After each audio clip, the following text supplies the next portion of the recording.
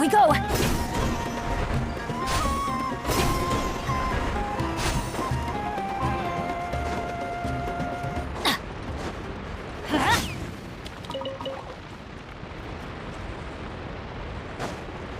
Off we go!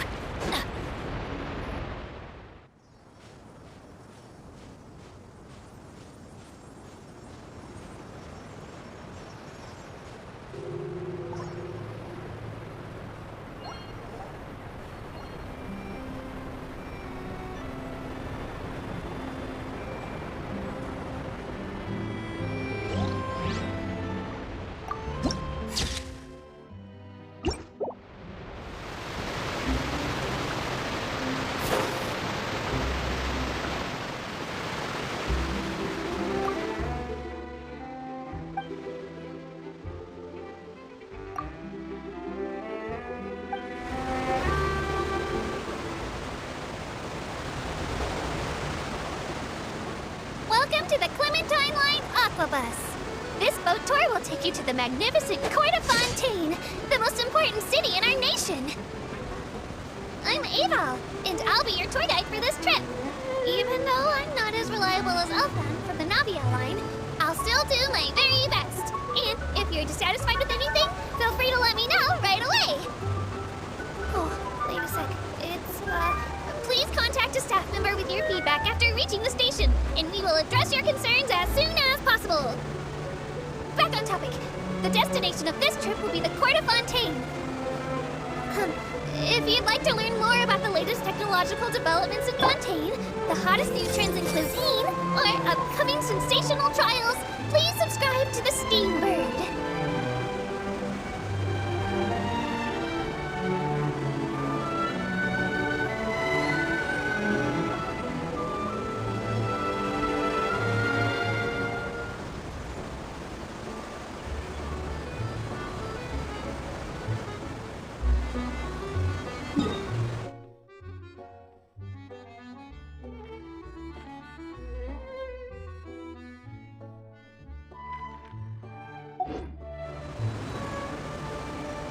The Steambird runs lots of fantastic serialized novels, including the thriller Great Detective Herlock, which recently reached its dramatic conclusion. Right at the very end, Herlock faces off against the real mastermind, revealed to be the assistant, Miss Jacoba, in a duel with the old sight of Lilia Cruces Ordo. I couldn't stop my feelers from shaking. Oh no, did I spoil it for you? Oops. Anyway, coming up ahead on your left-hand side is Miracy Village, the hometown of all Melusines, myself included. It's deep below the ground, just over there.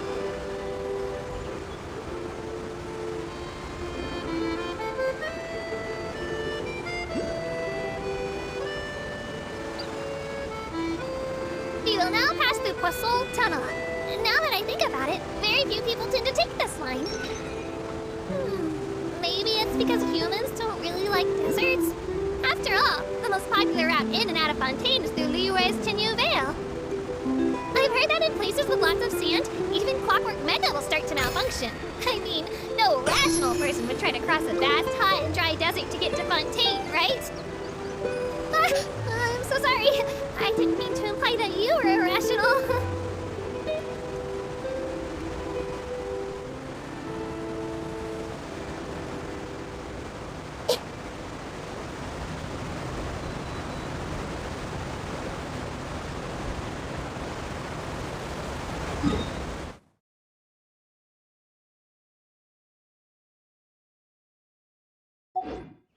Something on your mind again?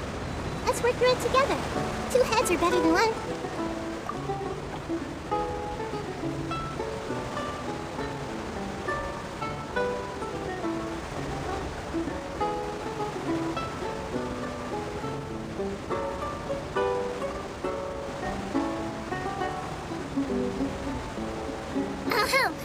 Looking ahead on your right-hand side, you'll see Aranias, where the Upper Epiclus is located.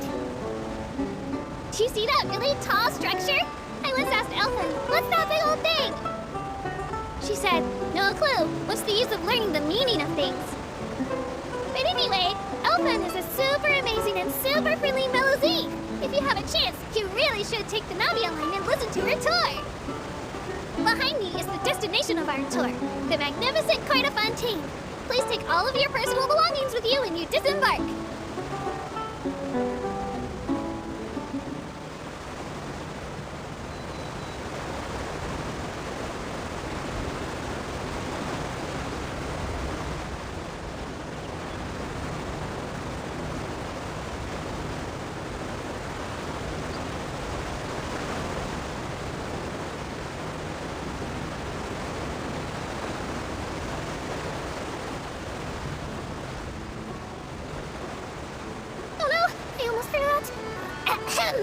Well aboard the Aquabus!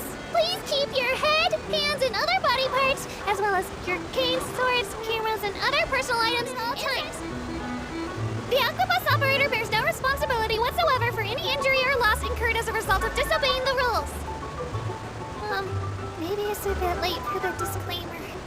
Anyway, I'm happy you've had an incident-free journey today, and it was my pleasure to serve as your tour guide for this trip. Thank you!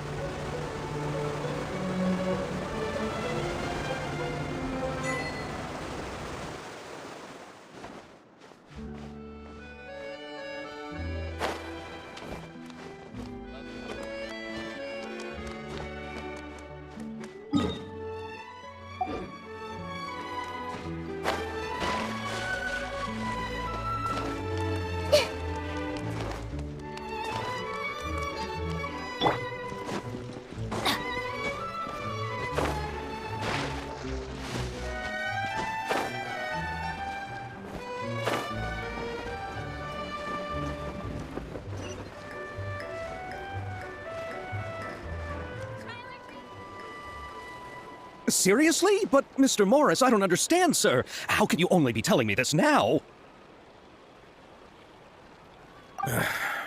I'm afraid that there's nothing really I can do. I'm really facing a crisis. My hands are tied. But what about my film? Well, I'm afraid you'll have to come up with something on your own. Take it from me. Sometimes you just have to let things go. Same goes for this film festival.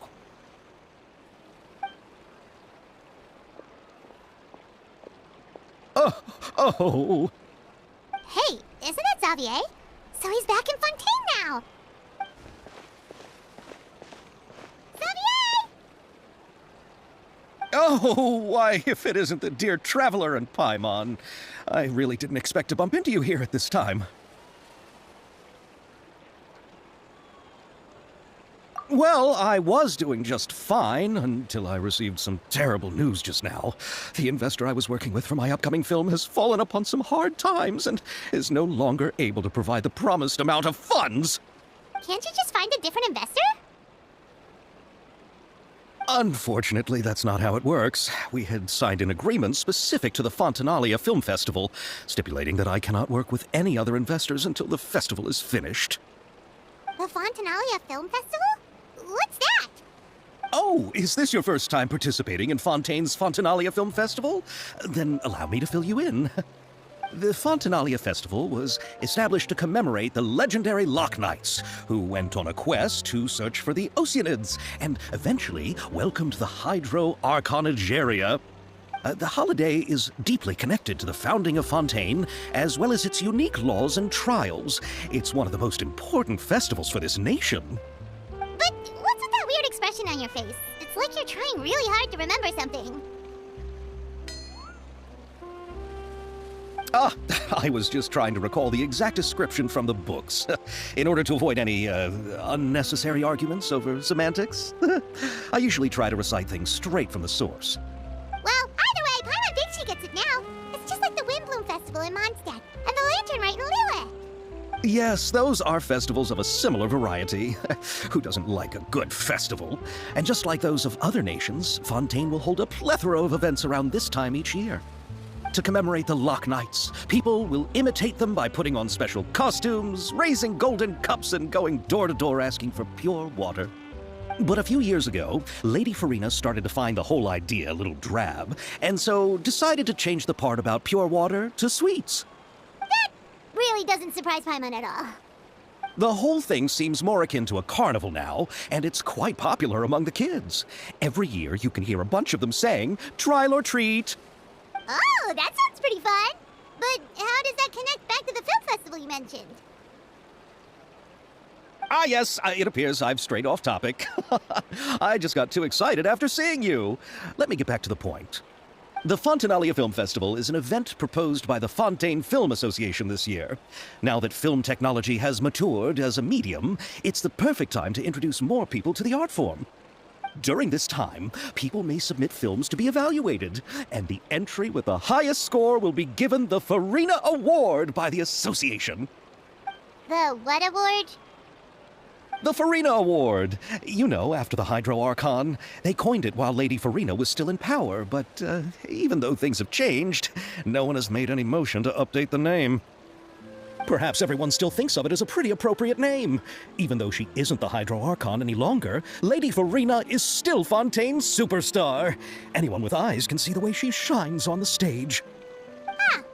Alright, guess the name does work pretty well when you put it that way.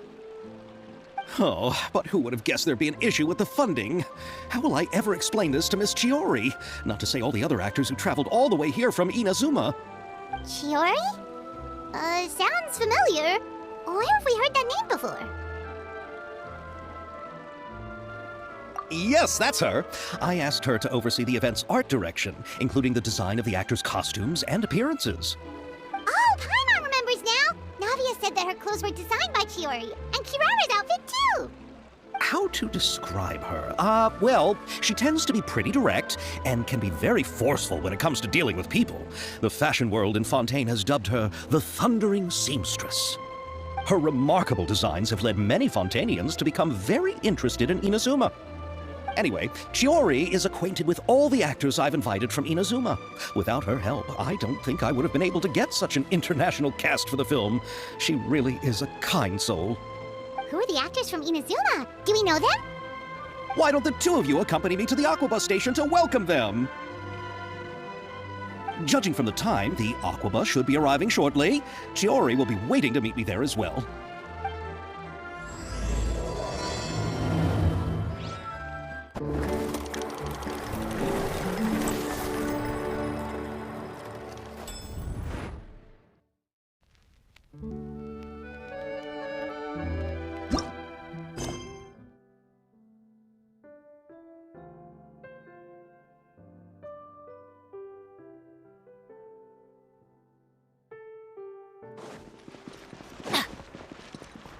Adventure time! Feel free to check the Aquabus map and schedule for details. Looks like we're running out of time for this speech.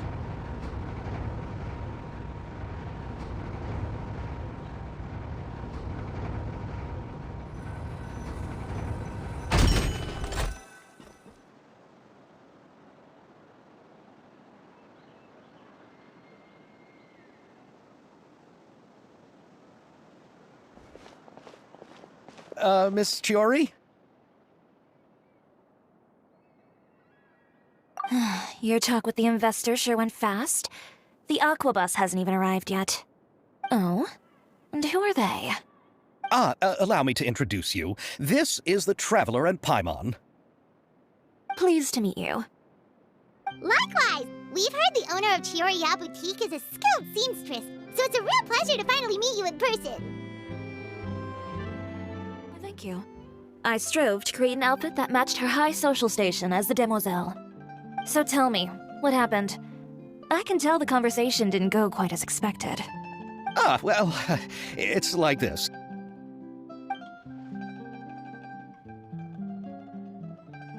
Ugh. I know, Chiori, you don't have to say it. You did remind me that this investor was a little bit sketchy. Yes, there's no doubt about that. But how could I pass it up? He offered me twice as much as the others. And therein lies the problem. Yes, but just put yourself in my shoes. After obtaining such an excellent script, it's only natural that I would want to make the most of the film. The budgets that the others had proposed were nowhere near enough. It's difficult to find someone willing to front such a large amount of mora, so... Don't be sad, Xavier. We might be able to help scrounge up some more together for you. Oh, thank you, Paimon. That means a lot to me. But the cost of the film is staggering. I'm afraid that any mora we can scrounge together in a short amount of time won't even be able to cover the actors' fees. We need to move on. What's happened has already happened, and there's no changing it. But now's not the time to give up. What? You're saying that you have a plan? No, that's not what I mean. I'm simply saying I wouldn't give up just yet. The actors I recommended aren't just after Mora after all.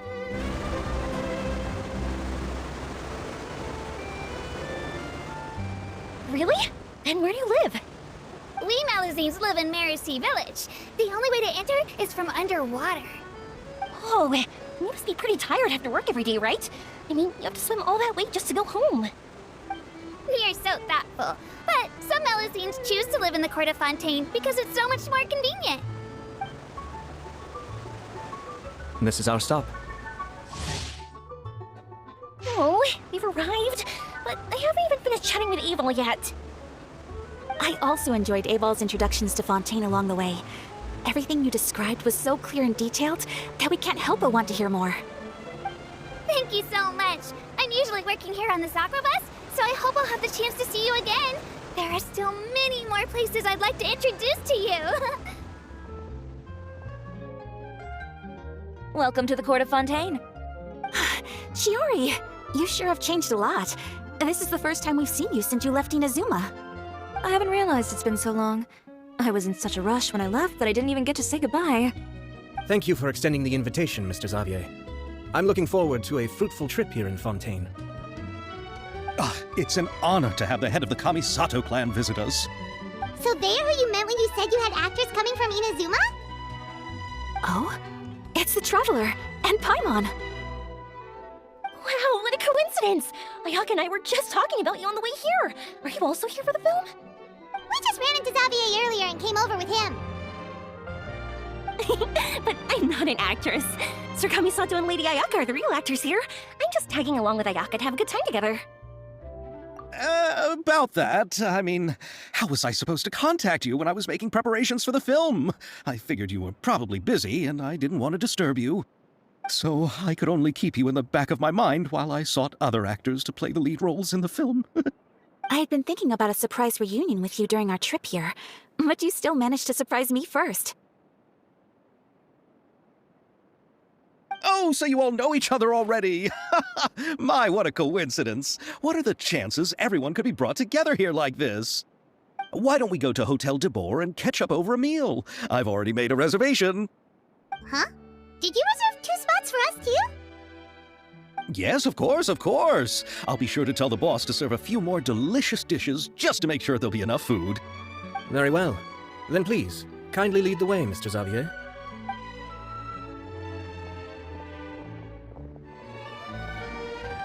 Wow, the buildings in Fontaine are so tall. Just look at how big they are. And there's the fountain that Aval mentioned earlier. It really is a magnificent sight. And look at that huge spinning sphere. Where does it get its power? Wait a sec! Could it be one of those clockwork mecha we've heard so much about? So this is what food from Fontaine is like. It sure is different from what we have in Inazuma. How should I describe it? It seems like you have to go through a lot more steps to make them. And the flavor has many layers too. Yes. When I first went to Inazuma, I actually thought the food there tasted a little too bland. It took some time for me to get used to it. Let's get back to the purpose of this trip for a moment, shall we? How have preparations for the film been coming along, Mr. Xavier? Well, I've already assembled most of the film crew. A lighting specialist, a prop manager, and a costume designer. I've also bought the copyrights from the novel's author.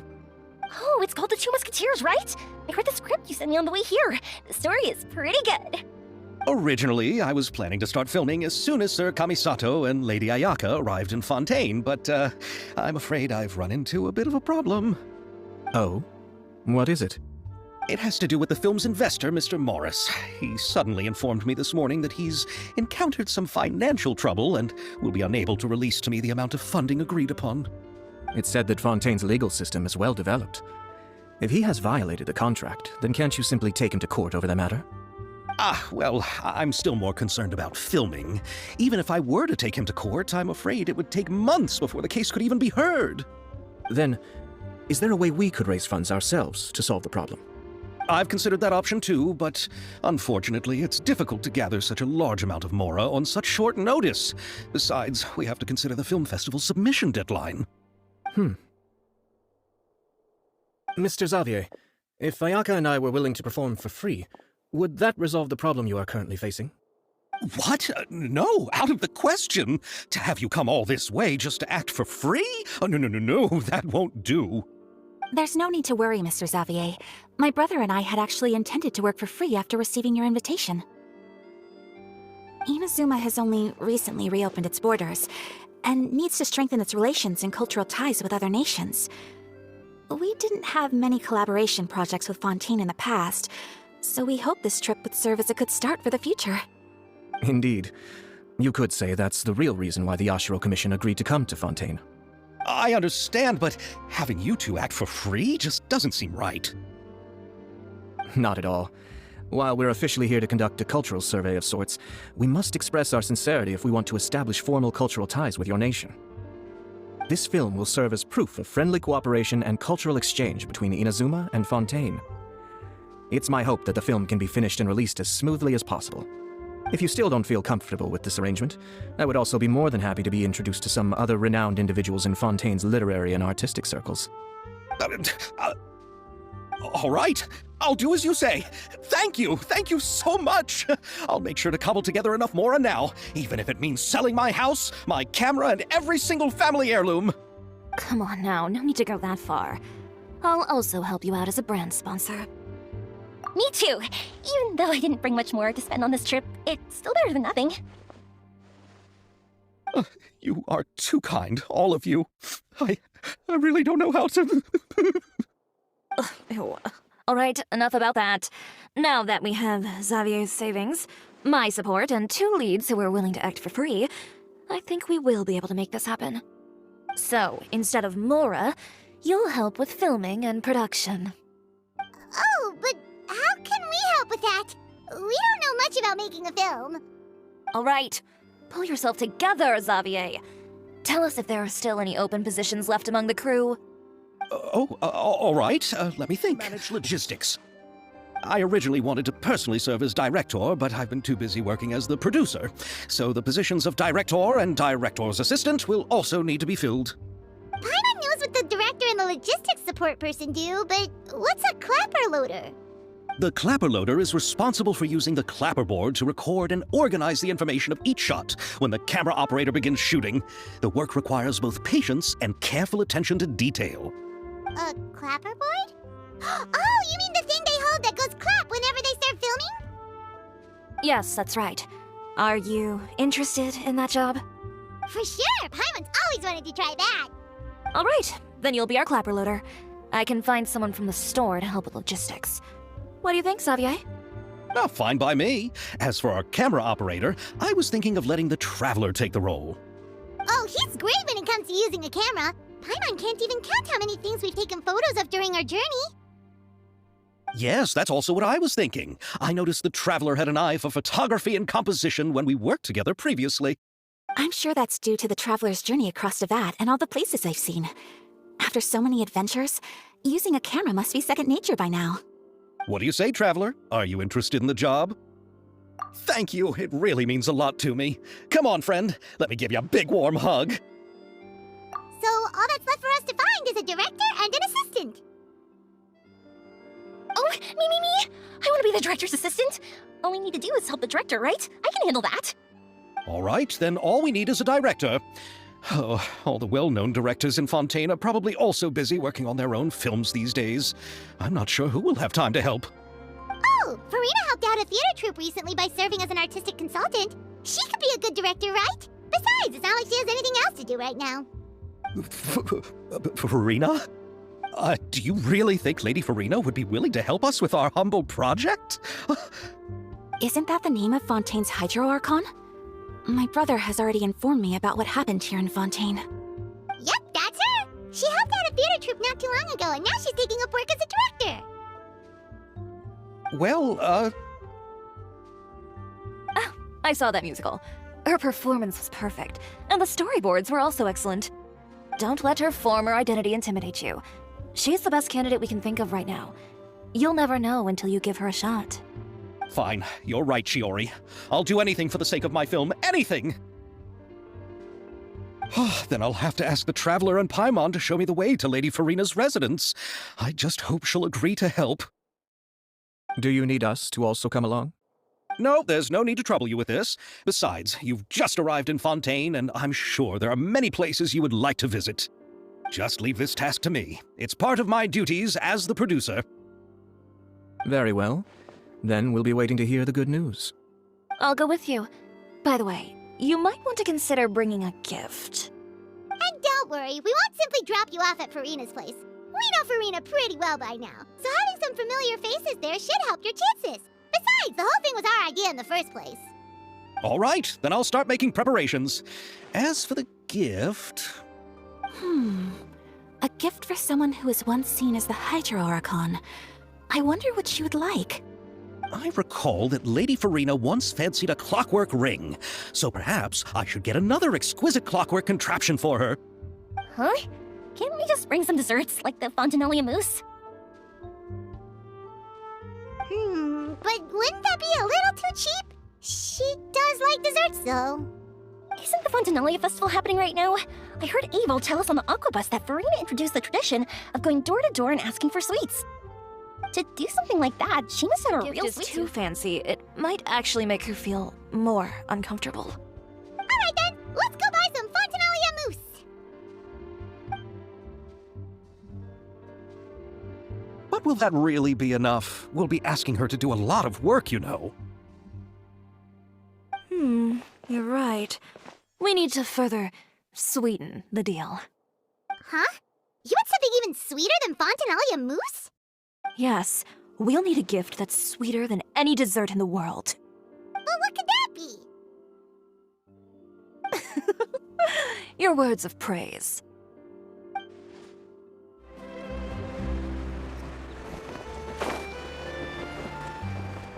Right here, this is where Farina lives. Okay, I'll go knock on the door.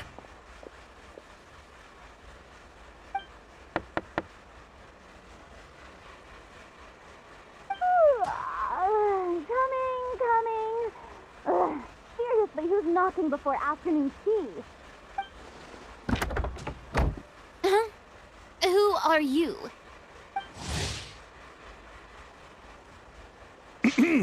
Lady Farina, please allow me to introduce myself. I am Xavier, a film director. Hello. Oh, is that the Traveler and Paimon I see behind you?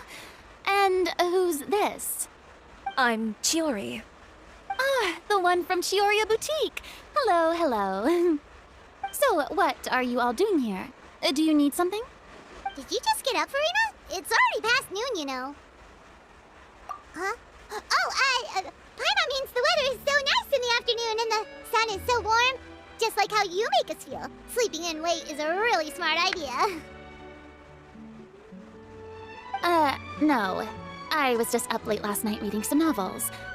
What does sleeping in have to do with the weather? This is a small gift we've prepared for you, Lady Farina. We hope you like it. No need to be so formal. I'm just a regular person like everyone else now. Oh, is this Fontinalia mousse? It's one of my favorites! That's great! So, actually, there's something we need your help with. Given your renowned passion and understanding of drama, I would like to ask that you serve as the director of our film crew. Oh, but didn't you just say that you're a director? Yes, but for this particular project, I'm mainly working as a producer. Besides, I'm sure that your understanding of the performing arts far surpasses my own, Lady Farina. Are the Traveler and Paimon also part of the film crew? Yep, we sure are. Paimon's the clapper loader and he's the camera operator. Camera operator? That can be a pretty technical job, and it directly affects the final quality of the film. Are you really up to it? No, I'm not questioning your abilities. It's just that I've never really seen you use a camera before. Maybe you can come up with a test for the Traveler and see for yourself. If he can satisfy you with his camera skills, then you'd have nothing to worry about and can join the team. What do you say? You sure are getting better at rolling with the situation, Paimon. I I do wish to see how skilled the Traveler really is with a camera. Alright, how about this? We'll work with what we have. I'll give you some scenarios and see if your work is up to my standards. Very good. It's essential for the camera operator to understand the director's vision. I'll make my decision after seeing your work. Are you ready? I have high standards, you know. Okay, grab the camera and I'll give you a scenario.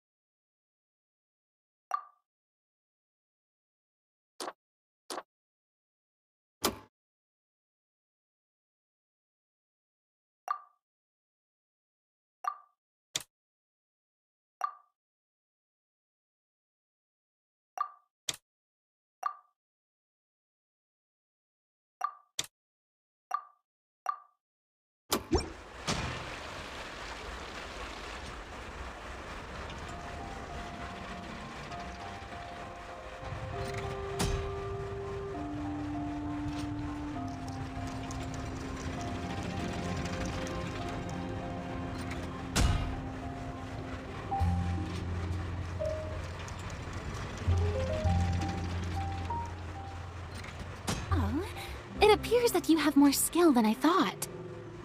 All the shots had a great composition, and I could really feel a connection to the characters and their lines. Yeah! Does that mean you agree to be our director, Farina? Did you think I would agree just like that? After our performance of The Little Oceanid, I've begun to make a name for myself again, you know. In fact, I've already had several troops approach me for the Fontanalia Film Festival. Unfortunately, the scripts were all pretty boring and didn't pique my interest. If others were to find out I agreed to work with you so easily, then, well... Hey, but didn't we have a deal? What else do we need to do to convince you, Farina? Well, what about the pay? Huh? You know, how much you're willing to pay me to be the director? The pay is also an important factor for me to consider, you know. Well, I can offer you this much? What? That's all? If Nervulette were to hear of this, he could charge you with underpaying your labor. I'm sorry, but our crew is in a tight financial spot at the moment. I see. Well, even though it's highly unlikely now that I'll join your crew, there's still something I'd like to ask. Exactly what film are you planning to make? Oh, our script is an adaptation of The Two Musketeers. Huh? Wait, you mean the suspense thriller novel that was a #1 bestseller? Oh, so Farina's read it too. Of course I read it. I've always had a keen interest in artistic works that strike a chord with the populace. I see. It all makes sense now. You must have used most of the budget to pay for the copyright. Not really. The novel's author transferred the copyright to me practically for free once he heard that I wanted to make a film adaptation of the story. The lack of budget is due to another issue. He probably just wants to get his name out there. So, Mora isn't the most important thing to him right now. It reminds me of a delivery courier who wears one of my designs while traveling all across Teyvat. I didn't charge her much for the outfit either. The exposure she provides for my brand is well worth it. So, are you a big fan of this story, Farina?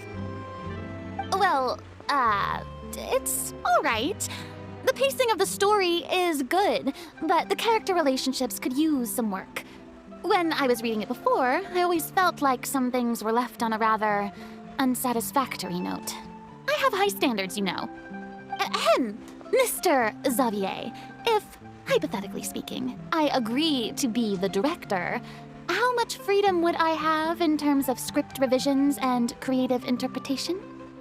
Oh, as much freedom as you would need. I wouldn't dare doubt the tastes of Fontaine's greatest star. Good. Then I'm free to alter the script as I see fit? Absolutely, no problem. All right. It seems that your crew really can't go on without my care and direction. So, you agree? Yes, I agree. Although the pay is well below what someone of my caliber deserves. A great script calls for a great director. I mustn't let a perfectly good story be ruined due to lack of funds. If you have fine cheese and bread, you wouldn't just let it sit on a counter and get moldy just because you lack an oven, right? Oh, Hydro Archon above! I'm not dreaming, am I? Somebody pinch me. There's no more Hydro Archon, you know. And it's still a little early to celebrate. There's a lot that goes into shooting a film. Although the trickiest tasks of finalizing the script and casting the actors have already been taken care of, we'll still need to reserve filming locations. Not to say set up lighting and props. And by the way, since we'll be filming The Two Musketeers, we'll need to find an action choreographer. Ideally, a professional who has actual experience with muskets. Yes, I've thought about this as well. I was hoping that you might know someone who could handle the job. Me? If this was before, I could have simply asked Lorand. But it's already been some time since I last talked to her. Navia can also use firearms, but unfortunately, her style is quite different from that of the characters in the story. Could we ask the Special Security and Surveillance Patrol? Oh, you mean the Special Patrol's Musketeers? Yes, that's right. They work with muskets every day. I can't think of anyone more qualified than them. They would be under Nervulette's jurisdiction. Unfortunately, I, don't have any connection with them at all. So, in the end, we still have to start by talking to Nervulette. No need to go to all that trouble. I know their Captain Chevres. Oh, you do? Wait, Chiori, how do you know the captain of the Special Patrol's Musketeers? No particular reason. Running a business means dealing with some trouble from time to time, and she's helped me out on a few occasions. In return, I've helped her handle a few situations in which the Special Patrol couldn't get involved directly. So, we've gotten to know each other over time. So you're saying there's been times when the Special Patrol needed a fashion designer to handle a situation? Your work is becoming more and more mysterious. It'd be best to keep it that way. Anyway, enough about that. What do you all think about asking the captain to be our musket action choreographer? She sounds professional enough. She is a captain, after all. I have no objections. But I imagine the Special Security and Surveillance Patrol must be busy with their duties. Do you think she'd really have time to help with shooting a film? And then there's the issue of pay. Well, it just so happens that she's also not the kind of person that's just after Mora. As for whether she has time, I'll have to go and ask her first. Then I'll leave that to you. Macaroni's on sale today, so I've got to go. You can just tell me how things went when we discuss tomorrow's plan later. No problem. Having Farina join feels like a big boost to our team. Of course. Just wait until the day of our premiere. You'll witness the true power of my name in these lands. You'll be so glad I agreed to help. I can guarantee that even the standing tickets will be sold out. I'll be sure to ask some people I know to see if they'd be willing to act as extras. Seems like you're finally getting more comfortable with your own reputation now. I didn't ask for the Clapperloader's commentary, Paimon. Then let's get going. I happen to know where Chevreuse is today. By the way, I'm curious. If my pay is so low, then what about our 2 lead actors? Didn't they travel here all the way from Inazuma? Actually, they told us that they see the trip as part of a cultural exchange, so they didn't ask for any pay. What? So is every person in Teyvat who doesn't want money gathered here to shoot this film? Don't tell me Chiori isn't being paid either. I already knew Xavier from before, and he's also agreed to give my brand some good exposure. It seems the gods have really smiled upon you, Xavier. And that certainly doesn't include me, mind you.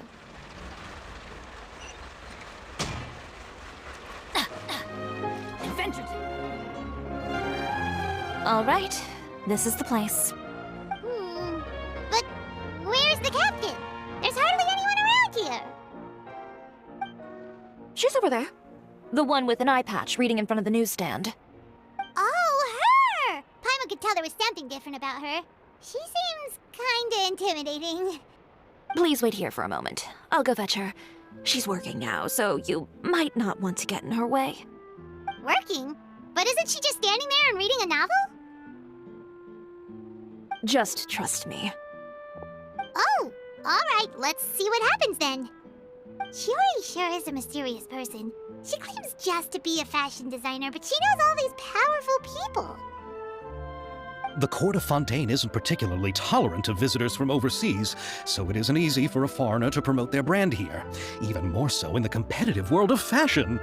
Even a local like me just trying to make a film has to face all kinds of challenges, so I can only imagine what Chiori has been through to get where she is today. I'm sure that having more connections has definitely worked in her favor. Reading on the job? Detective novel. One main character? No, multiple. Branching storylines. I see. How's the plot coming along? One of the main characters is about to make a choice that will affect the rest of his life. I'd wager he's going to make the wrong choice. Any way to speed things up? There's something I need your help with. You know, that doesn't depend on me. It all comes down to what the character chooses. Which is exactly why I'm here to help.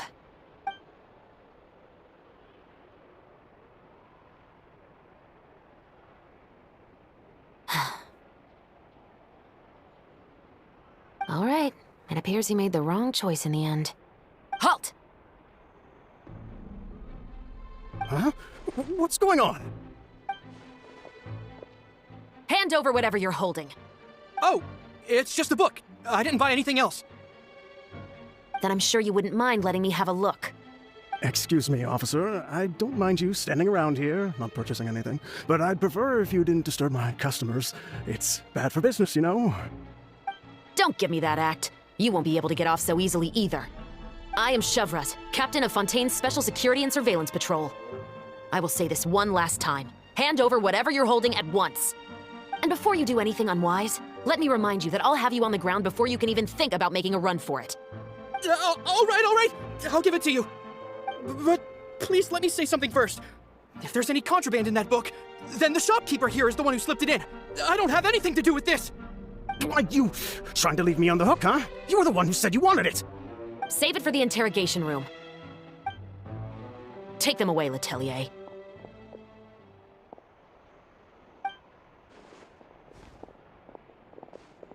What's going on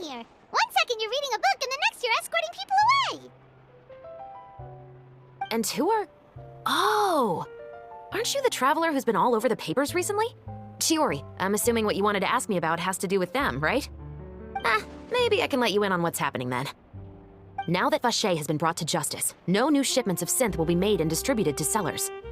The Fontaine guards have been busy collecting the remaining synths still circulating on the market. Thanks to a tip from our reliable source here, this should be the very last batch. Oh, so you were pretending to read a book in order to catch the bad guys! Oh, Paimon almost forgot to introduce ourselves. Paimon is Paimon, and this is the Traveler and Xavier! Hey, I'm Chevraz. You probably already heard me introduce myself, so I won't bother repeating it. Yeah, why didn't you make a move as soon as you had the chance? Were you worried that my intel wasn't accurate? No, I wanted to see if the shopkeeper would turn himself in first. All he had to do was come up to me and say that he didn't know where the synth had come from.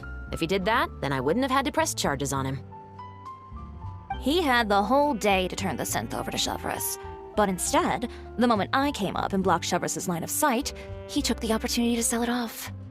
Yep, he made the wrong choice, even though the right choice was right there in front of him. But you knew they wouldn't make the right choice.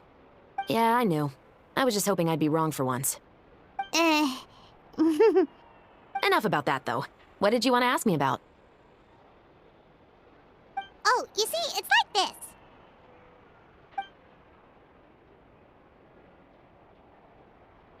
The Two Musketeers. You certainly have a good eye for a story. So what do you need me to do? Just be the action choreographer for the actors? Yes, that's right. I want to make sure we get all the details right. I want the actor's posture and understanding of firearms to be as realistic as possible. However, I'm afraid this work will require a bit of your time, since you'll have to be present whenever we're filming. Also, as for the pay... No need to say any more. I'll join. Huh? Just like that?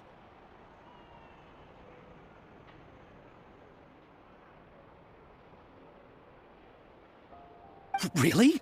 You're willing to help us with our humble film project? Sure, it's no big deal. As I said, we've wrapped up our investigation here, so I don't have any other tasks on my plate for the moment. Besides, I personally really like this novel. I even have the collector's edition at home. Stories where justice prevails over evil never get old for me. Then we've got a deal? Yes, I'll see you on set tomorrow. Oh my! I can hardly believe it! I should tell Lady Farina immediately. Oh, and I must tell the prop manager and lighting technician to get everything ready. We start filming tomorrow! Calm down, Xavier. The film is going to take more than just a day to finish. Still, I should also head back now and start preparing the actors' costumes and makeup. Alright, guess that's it for today then. Traveler, Paimon, please stay for a moment. I have something to tell you. Then I'll take Xavier back. Poor thing.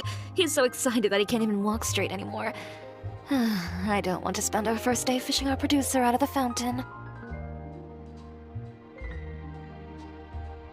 Yep, see you tomorrow.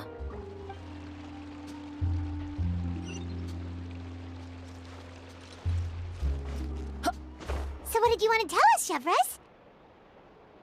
Have you read The Two Musketeers? The story is about a pair of children born into the household of a baron and their struggle to survive together and take revenge for their mother. They were raised at the baron's estate, where their mother worked as a maid. The two were illegitimate children that the baron had with the maid, so they were never treated well by anyone. One day, upon returning home, they found their mother had been murdered and left dead on the floor. It was quite evident that the culprits were the other members of the baron's household, who never had any kind words to say to them. However, the baron was able to exert his influence and keep the whole thing under wraps. The mother's death was eventually deemed as a suicide, and there was no chance of bringing her murderers to justice. The two siblings decided to flee and someday avenge their mother. Many years later, members of the baron's family suddenly started turning up dead one after the other, all killed by gunshot. A rainbow rose was found on each of the victims' bodies, being the flower that the kid's mother liked best. The baron believed that the mother's soul had come to take vengeance on him, so he lived in fear each day. But it was actually those two siblings who had fled all those years ago. They relied on each other to survive and trained day and night, eventually becoming adept musketeers. They used all of their abilities to collect evidence and clues before executing their plan and exacting revenge on the baron. Their actions let the truth behind their mother's death be known to all. That's quite an exhilarating story.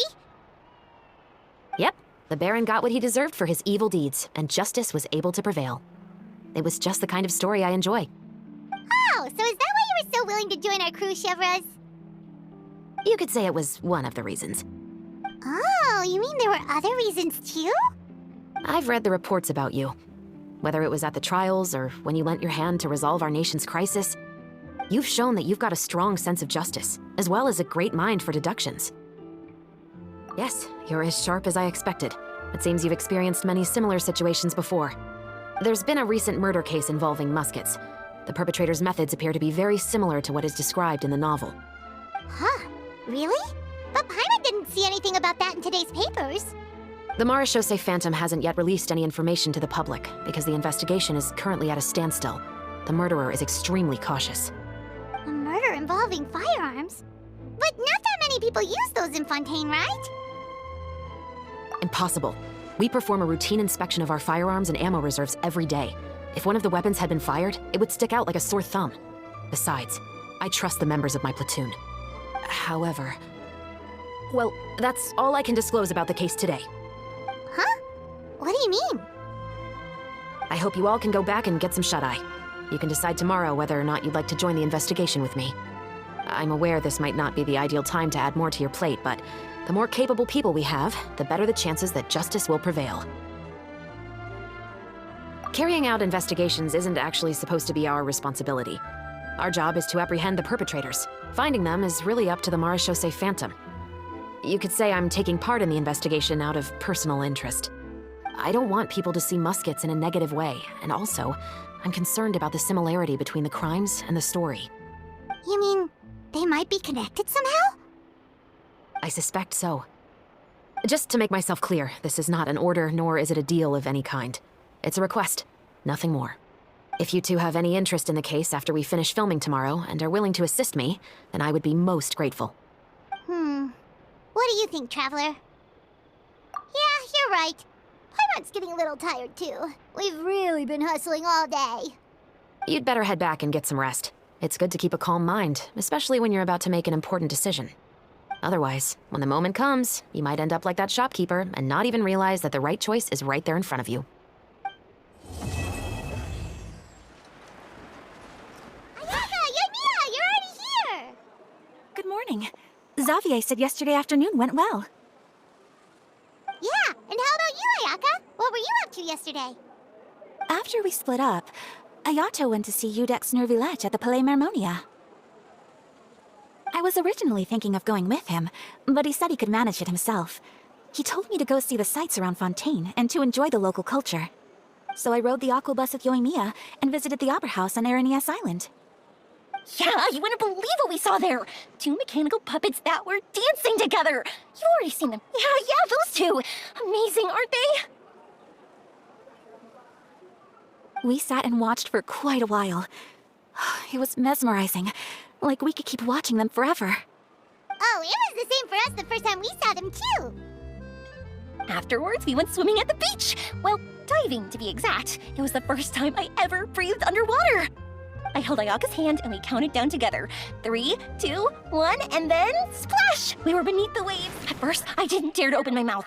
But once I couldn't hold my breath any longer, I decided to take a big breath in. Turns out the water wasn't as salty as I imagined. It didn't really taste like anything at all. Before I knew it, I was breathing like normal down there. It was an amazing feeling. Ayaka said I was too nervous and needed to loosen my grip. She got used to everything way faster than I did. I knew that the Traveler could do it, so I had no doubt we could do it too. That helped me feel at ease as soon as we dove in.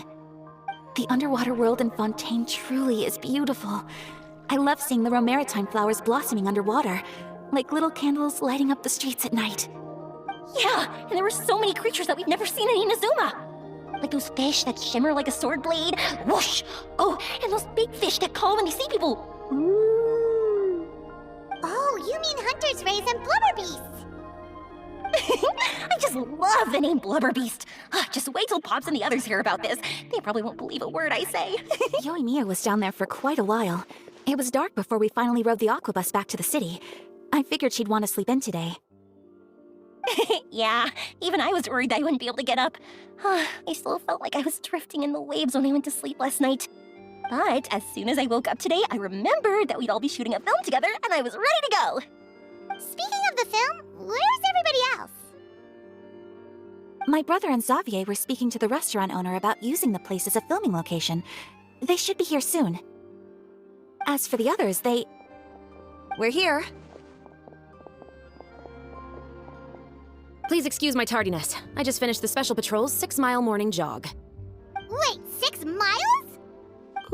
I'm so tired. I heard you all chatting, so I decided to come down. I sure could use some of that endless energy everyone else has. Good morning, everyone. Morning. Can someone fetch me a cup of coffee? More milk, hold the sugar. Sure, I'd be happy to do that for you. No, you can't go anywhere. Please, have a seat over here so I can get started on your makeup. The last thing I want is coffee stains on my costumes. I can get the coffee. It's the perfect job for an assistant.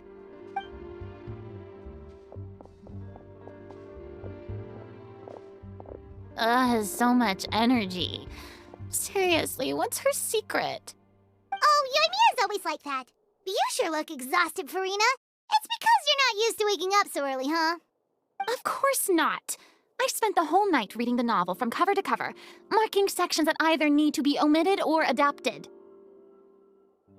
Wow, Paimon didn't expect you to be so thorough. Well, I was the biggest star in all of Fontaine after all. It takes more than just a pretty face to earn a reputation like that. I know how to get serious when the situation calls for it. I went all out when I was acting as an Archon, so why wouldn't I do the same for my own life? Here's your coffee, Director Farina.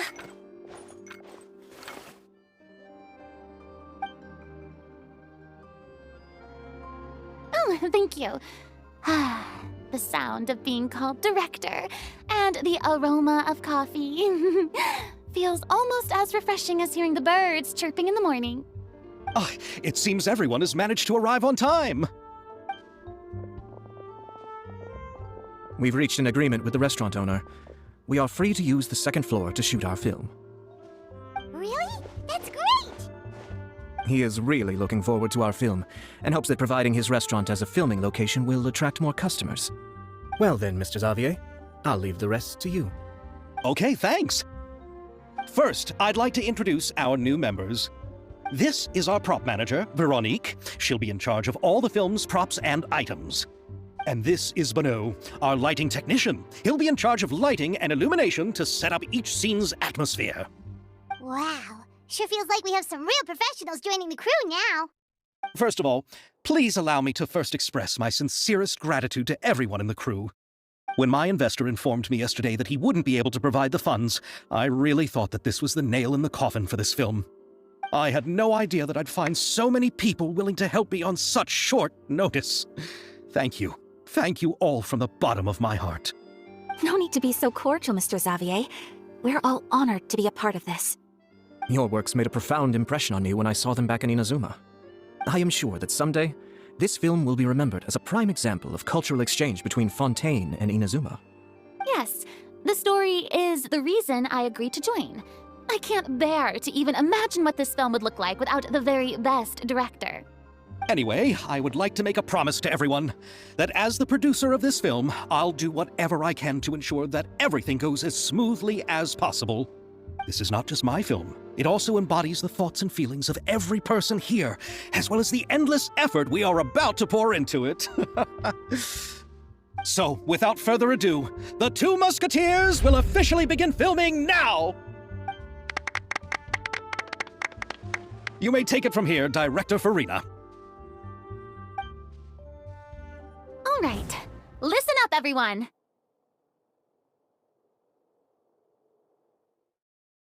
The first scene takes place when the two young musketeers are living at the Baron's home, still unaware of all that is about to happen to them. We'll need props and lighting to set the scene.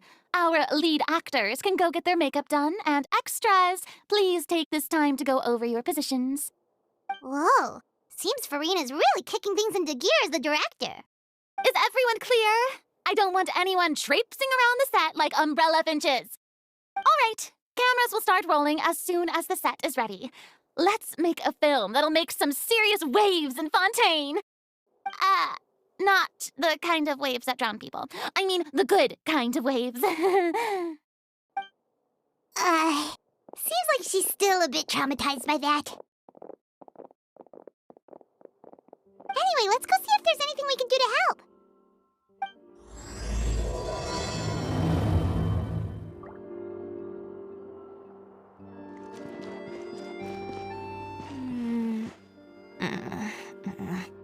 Ayaka has mentioned you to me before. She said that you two were great friends when you were kids. No talking. I'm thinking about how to do your eyeshadow. Ah, yes. To help me really look the part. To achieve a more young and naive look for this scene. Are you saying the wrinkles around my eyes are too deep? You just have too much of a calculating look in your eyes. You sure don't mince your words. It seems you really haven't changed much. Quiet. How about here? A little more to the left. You got it. Hey, Yoimiya, do you need a hand? No, I'm fine. You know, doing the lighting is kind of like designing a fireworks show. It's interesting to imagine what kind of atmosphere the lights will create. I heard that the Traveler will be operating the camera and Paimon will be the clapper loader, right? Those roles are just perfect for the two of you. Really? Is that because it'll be easy for Paimon to hold the clapperboard while flying? Well, sure, there's that, but that's not exactly what I meant. I just think that after all your journeys together, you two must have developed a super close bond and just naturally know how to work with each other. If I'm not mistaken, the director will want the cameras rolling as soon as the clapperboard goes clack. Oh, I see. It's amazing to see the magic behind filmmaking. Yoimiya, we need lights over there, too. Oh, on it! I've got to get back to work. Chat with you later. Oh, it's exciting to see so many people working together to bring the film to life. Seems like Yoimiya's really getting into it. But she was right. We do have a super close bond, don't we? Paimon's really happy to hear that.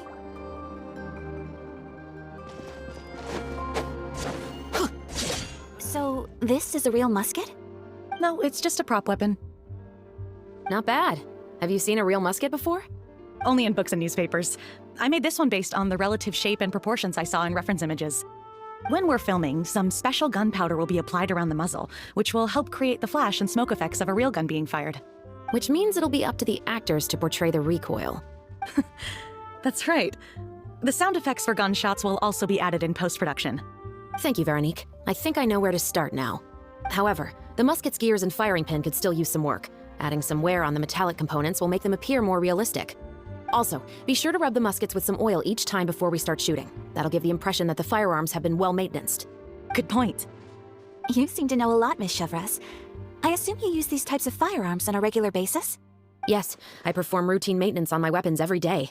Just like we as people need to eat and sleep, muskets need to be cleaned and maintained. I also perform similar care for my sword every day, and familiarize myself with its shape and weight, to the point where it feels like a natural extension of my body. Yes, this way, our weapons will never betray us in the heat of battle. Yes, well said. It seems we have the same philosophy on this topic.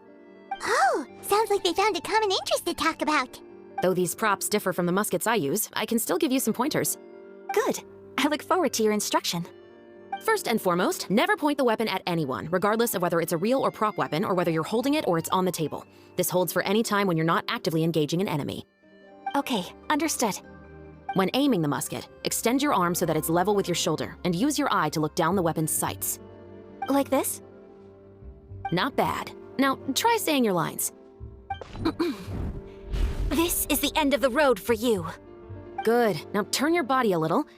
That way, you'll give your enemy less of a target to work with. And relax your shoulders. Here, allow me to demonstrate. This is the end of the road for you. Huh.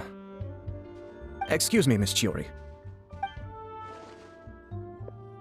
Director Farina, there's something I wish to discuss with you. Oh? What is it? Like this? Yes, much better. What do you think? I do see your point. But are you sure you wish to do this?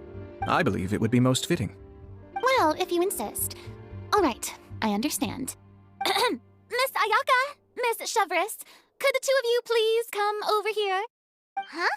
What's going on? Are we gonna start filming now? Let's go see. What is it? I have a question for you, Miss Chevres. Would you be willing to play the role of a musketeer?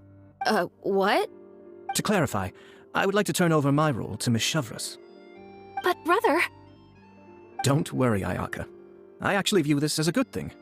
I was becoming troubled trying to set aside some time to speak to the staff at the Palais Mermonia. I would like to have some conversations about the cultural exchange between our two countries, and I've heard that the bureaucratic process here can get rather complicated. Now, I will be able to focus on my work. Besides, you also know that I'm not really one for public performances. Are you really sure? From a director's point of view, I also felt like the relationship between the two musketeers in the original story could be improved. The older brother in the story plays the lead role with his overbearing character, but this causes his character to overshadow that of his sister, and the theme of the two supporting and relying on each other isn't conveyed very well. But if we were to change the siblings to two sisters of a similar age, then that aspect of the story might come through more clearly. Also, I've seen you instructing Ayaka. That cold and dignified personality is exactly what we need for the older musketeer. Of course, even with all these insights, the decision should still be made by Miss Chevres. Chevres mentioned that she really likes the story, right? Paimon bets that she'll take the role. All right, I'll take the role. Good. It's decided then. I'll get started on making edits to the script. We'll also need to make some immediate adjustments to the lighting, props, and costumes. I have a feeling that our adaptation will be even better than the original story. You're doing a great favor for me, Miss Chevres. You have my gratitude. Don't mention it. I like this character, so if anything, I should be the one thanking you. Well, since my brother is the one who brought up the idea, I suppose there's no need to worry. Let's go, Miss Chevres. I look forward to working with you. Please, just call me Chevres. Seems like you're really going out of your way to solve the problem I was having with your makeup. Surely you jest, Chiori. I assure you that I was mostly motivated by a desire to spend more time on formal business. Oh, come on. You really think I'd buy that? According to what I've heard from Ayaka, her brother is someone who can juggle 10 different matters at the same time. I'm sure you have other reasons for backing out. Perhaps. Ayaka always said she wanted to go out and see more of the world, just like the Traveler. But I feel that she needs not only to see other nations, but also to make some different kinds of friends. I think it would be harder for her to make new connections with me constantly by her side. I would like to give her some space. All right, go on. Spoil her some more. Ayato, it's too bad you're stepping down from the role. Paimon really wanted to see you act as a musketeer. No need to poke fun at me. I'd wager that you also felt that I wasn't the best candidate for the role. It's a little hard for Paimon to imagine you saying those lines. Yes, I've made an appointment to meet some people from the Palais Mermonia. Now, I will have some more time to prepare. Traveler, get the camera ready. Paimon, get the clapperboard. Actors, to your positions. We're about to start shooting the first scene. Go on now. And please take good care of Ayaka. Yep, don't worry. Thank you. I look forward to seeing the film when it's finished. All right. Now that we're all here, let me help set the scene for everyone. The first scene takes place when our two main characters are still living at the Baron's estate. They've been ostracized and verbally abused by others in the household, but they still have no idea why. We want to capture how naive and innocent they are, despite their pain. Chevres will be playing the role of the older sister, Tulip, and Ayaka will be the younger sister, Iris. Be sure to get close-ups of the main characters at the right moment. Silence on the set! Lights! Camera! Action! Let's go! Tulip, Mother's been out for quite a while now. Perhaps she went to pick some flowers on the way home. You know how she loves flowers. Iris, Tulip! I'm home! Mother! You were out for so long, we were beginning to worry about you. Oh, I'm sorry, but I'm back now, safe and sound. Here, I brought your favorite treat, apple turnovers. Mother, what are those bruises on your hand? Huh? What bruises? Oh, I must have bumped into something while I was working yesterday. But I didn't notice them this morning.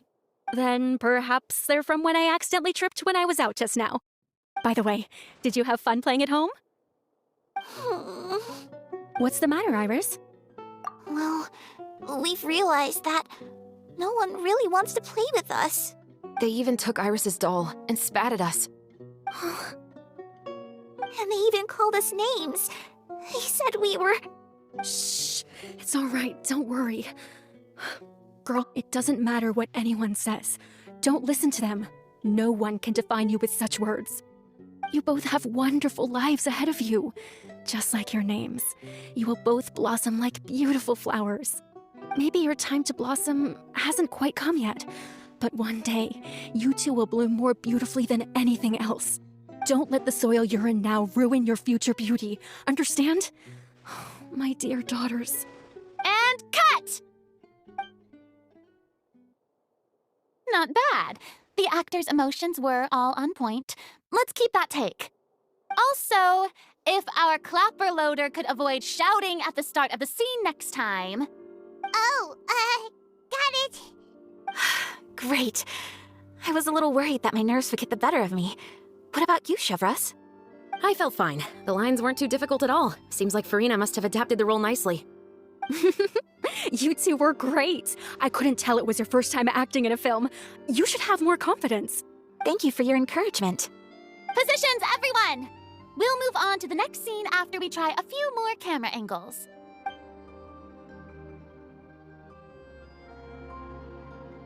This scene is when our two characters return home, only to discover their mother has been murdered. Ready? Lights! Camera! Action! Mother, we're back! Mother?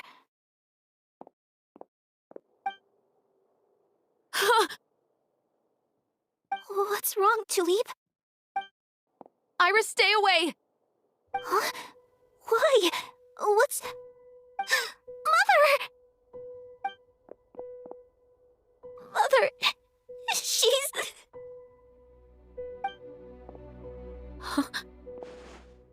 There's poison in this cup. Huh? I could have sworn I've seen this kind of cup before. Those aristocrats. They didn't even try to cover up their actions.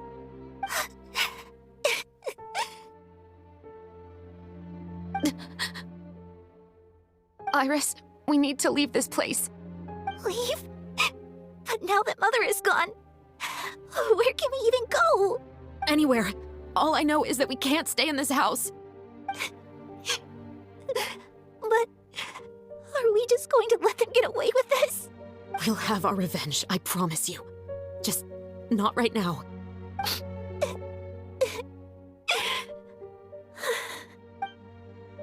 Come on, let's go. No, wait. We can't just leave Mother here like this. At least let me leave this rose with her. That's why we went out in the first place. To buy her this flower. All right. Goodbye, Mother. We'll avenge you. Someday. And cut! Beautiful! Great performance! Oh my, you're so amazing, Ayaka! And were those real tears I saw? How did you do it? I was surprised too. Thank you for the kind compliments. Actually, as soon as Director Farina said action, I told myself not to think about anything. I just felt the weight of the moment and became the character. It's quite similar to practicing the art of the sword. You clear your mind and focus only on what's happening in front of you. Ayaka's performance was amazing. Have I discovered an acting prodigy? Pipe down, everyone! We need to move on to the next scene!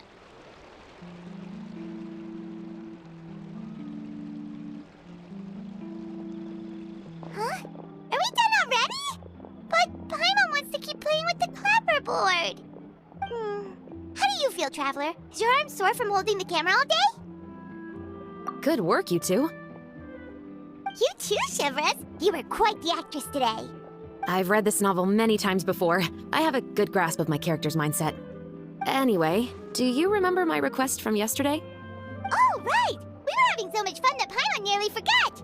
You have a case where the murders seem really similar to the cases in the novel, right? So, how are they similar exactly? In the story, the main characters grow up to become 2 musketeers, always using their guns to carry out their revenge. And on each of the victims, they'd place a rainbow rose as a signal that they've returned. Yes, that's correct. We found rainbow roses just like in the novel. Seems like you're connecting the dots now. Oh, that does sound pretty concerning. Especially after seeing the script today. Ooh, now Paimon can't stop wondering what kind of ulterior motive the murderer might have. What do you think, Traveler? You're smart. Paimon wants to hear your thoughts. Good. On behalf of Fontaine's Special Security and Surveillance Patrol, thank you for your dedication to justice. There's no time to lose. We should start investigating right away. Follow me. Huh? Right now? But we just got done filming all day. Paimon's so tired. The most valuable intel always comes after nightfall. They are like small, remote islands in the middle of the sea. If you don't stay vigilant, you will pass right by them in the fog. That's how one of my favorite books always puts it, at least. Where are we going right now? Let's start by checking out some workshops that sell mechanical components. If the culprit is making their own weapons, it's very likely that they'll visit those sort of places. Oh, ow! Where did that come from? We cannot just rely on the ocean's self-cleaning ability.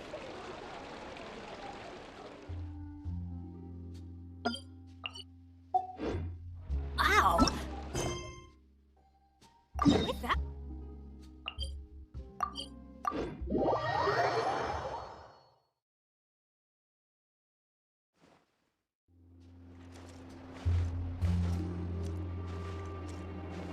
Adventure time! Off we go! Adventure time! Huh? Isn't that Charlotte? Who's her friend, and what are they chatting about? Be pleased with the cherry on top, Charlotte! Journalist extraordinaire! Please tell me you're joking! I read that a gang of criminals tricked the Gardamex by disguising themselves as blubber beasts. It's true, isn't it? It has to be! I've invested all my savings into graph adversarial technology and even taken out a sizable bank loan. I'm begging you like the beggiest beggar in all of begdom. I need you to calm down a little, Miss Lapine, Pauline. I admire your passion for your research, and I don't mean to dash your hopes for those, big-ticket orders. But I'm afraid I'm not joking. The Blubber Beast incident was a short story mailed to us by an anonymous amateur author, written in the style of a true story. It sounds like they're just discussing a story, but why does this Miss Lapine Pauline seem so distressed? Funnily enough, I actually remember being in a meeting where the editing team was debating the potential risk of misleading the public with this story. They even went to Maison Gardiennage for advice. But to our surprise, they fully supported us printing it. They figured that the false intel would be a great way to dupe potential criminals into wearing ridiculous costumes when breaking the law. In truth, Gardamex are extremely sophisticated in their capabilities. They can identify criminals just as reliably as the best human guards, so a crude disguise isn't gonna get you far. If anything, it'll just make you stand out all the more. Since we ran that story, the Maison Gardiennage has made a slew of arrests, including, one phantom blubber beast, a titanic red-crowned finch, and a specter man. So I knew this story had helped out law enforcement, but this is the first time I'm learning of an innocent citizen being deceived by it, and investing so much mora for nothing.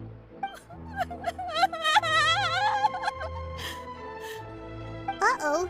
She really sounds like she's in pain. Paimon thinks we should just ask Charlotte what's going on. Hey, Charlotte! Traveler, Paimon, it's you! I was in the area taking some photos for a story when I got to talking to Miss Lapine Pauline about her research. She read an article in the Steambird about a criminal who evaded Gardamex detection by disguising themselves as a blubber beast. Inspired by this story, she spent a lot of mora researching counter-criminal image recognition technology. Her aim was to improve Fontaine's public security by developing a device that could enhance Gardamex target recognition capabilities. She was hoping I could write an article to spread awareness about image recognition technology. She even paid me for the article and gave me one of her prototype devices before I could get a word in. But unfortunately, it was just a fictional story, and her efforts and aspirations were all in vain. I tried to let her down gently, but she's finding it all very hard to accept. This is a new situation for us, too. It's such a pity. It seems like the author was only trying to make the story interesting, and the Maison Gardiennage only had Fontaine's best interest in mind. Wait, Miss Lapine Pauline, what are you doing? I'm gonna pick a fight with a Gardamek, head to the Opera at Biclez, and get a one-way ticket to the Fortress of Meropide. That way, I won't have to repay my debts. It's the only way I can afford to keep on living. Whoa, there's no need to go that far. I mean, come on, look at you. You wouldn't even dent the Gardamek's armor. In all likelihood, they'd only hold you up at the Maison Gardiennage for a few days before letting you out, and then you'd still have to repay your debts. Actually, instead of going into the technicalities of that, how much did you actually invest? How bad can it really be? 270,000 mora. Okay, well, escaping to the Fortress of Meropide over a sum like that seems like a last resort. Surely there must be other options. Not anymore. I used to be an equipment supplier to the Fontaine Research Institute before that blew to pieces, and now I'm just a small-time engineer. I scraped together some savings over the past few years, but I put every last mora into this project, and now I'm left with nothing. It's not just my savings that are gone, it's my whole future as a graph adversarial technology specialist and my dreams of becoming a billionaire one day.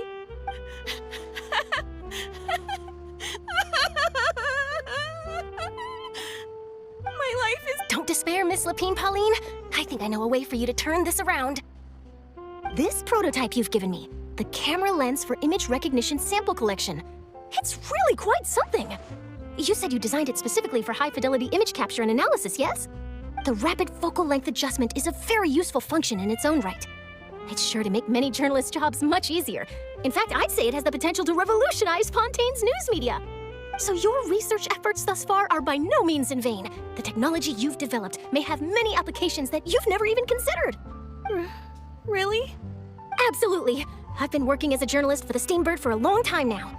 No one understands the issues we journalists face on a day-to-day basis better than me. So keep calm, take heart, and start thinking about mass production. In the meantime, I'll show your invention to all my colleagues to drum up interest in your product. I can't believe it! If this is true, then I can look into setting up a whole camera lens development pipeline. My big-ticket orders and billionaire aspirations are still in the cards. Oh, maybe I should consider taking out another loan. That way, I can rapidly improve the lens production process, be the first to market, and prepare to battle for dominance in the camera industry. Come on, stop daydreaming about your pipelines for a minute. Just take it one step at a time and see how it goes. There's no sense in putting all your eggs in one basket before things are even off the ground. And I can probably speak to some people I know and license my image recognition device to a workshop to raise some funds. I can't believe I didn't think of this sooner. There's no time to lose. I need to get to work. Early bird gets the worm. Can you believe her? She just ran off. Paimon's pretty sure our advice went in one ear and out the other. It's understandable. When inspiration and passion strike at the same time, it's all too easy to throw yourself headfirst into your work and forget about everyone around you. A lot of journalists are the same way when they're first starting out. But don't you worry. I'm gonna write an article on all this, and I'll be checking in on her regularly. Her research has the potential to benefit the entire journalistic community. I'll give her plenty of input to stop her from going down any rabbit holes, and make sure mass production of her lens can begin as soon as possible. It's reassuring to know that you'll be looking out for her, Charlotte. Actually, you know what? Why don't you two take this prototype lens? I'm sure you'll have plenty of chances to use it on your travels. It takes the right person to get the most out of a new technology. In your hands, it's sure to capture some amazing sights. Thanks a lot, Charlotte. What a nice surprise. We were just curious about what you guys were talking about. Totally didn't expect to get a free gift out of it. You're welcome. I got something out of this too. The beginnings of a very interesting news story. The boundaries between real news reports and news-like fiction must not be blurred, even when there's a compelling justification for doing so. Yes, that's how I'll phrase it to the editors when I give them my feedback. Let's hope we don't mislead any more well-meaning citizens in the future.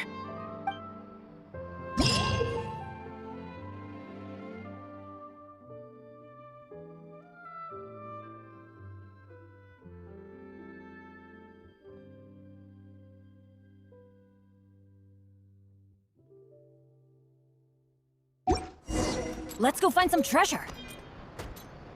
Benny's adventure chain. Let's go. Oh, hey, Chevres. Run out of oil for your musket again? Hello, Estelle. I want to know if anyone has come to your shop recently to order some firearm components. Oh, is this another case? Let me think. I don't think so. Some people have requested that I make some prop guns for the Fontinalia Film Festival, but I refused all of those requests. Oh? Why's that? Because there's no profit! I only make things here that can do some real heavy lifting. I don't have the energy to make some new molds just for the festival. Then has anybody come specifically looking for mechanical components? Well, I usually sell off my scrap to the Fleuve Centre. I don't typically give them to one specific person. I understand. Thanks for your cooperation. Don't mention it. Always happy to have the Musketeers' patronage. Seems like we haven't found any leads to go off yet. Yeah, unfortunately. Alright, let's head to Fleuve Centre next. Huh? Are you sure? People might not be so thrilled to see the captain of the Special Patrol there. You think so, huh? Then I guess you don't know. Huh? Know what? That I grew up in Fleuve Centre.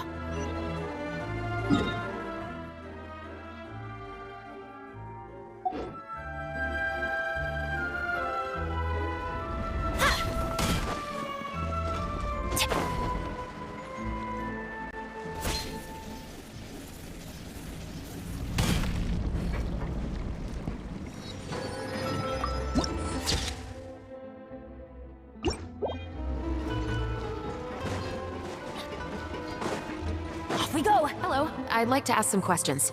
I don't know anything. Don't worry, I'm not here to arrest anybody. You say that now. It's the truth. Here, take this as my guarantee. Wait, did Paimon just see what she thinks she saw?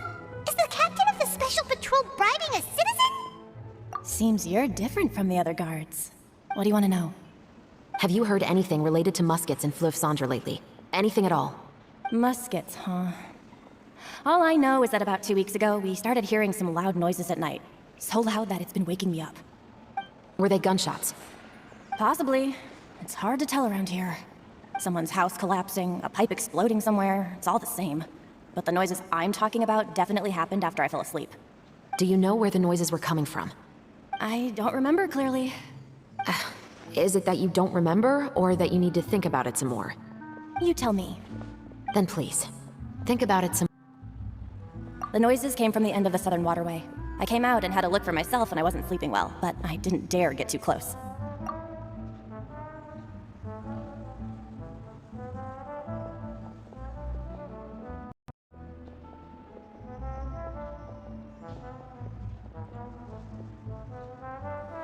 That's all I know.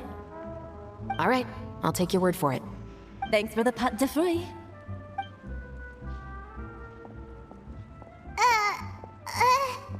No need to be surprised. I grew up here, remember? I know how to get people around here to talk. Seems you catch on pretty quick. Now then, let's keep going. It's been a while, Tetro. Please, just get on with your request. I want to know if you've heard anybody talking about muskets lately. Information isn't free, you know.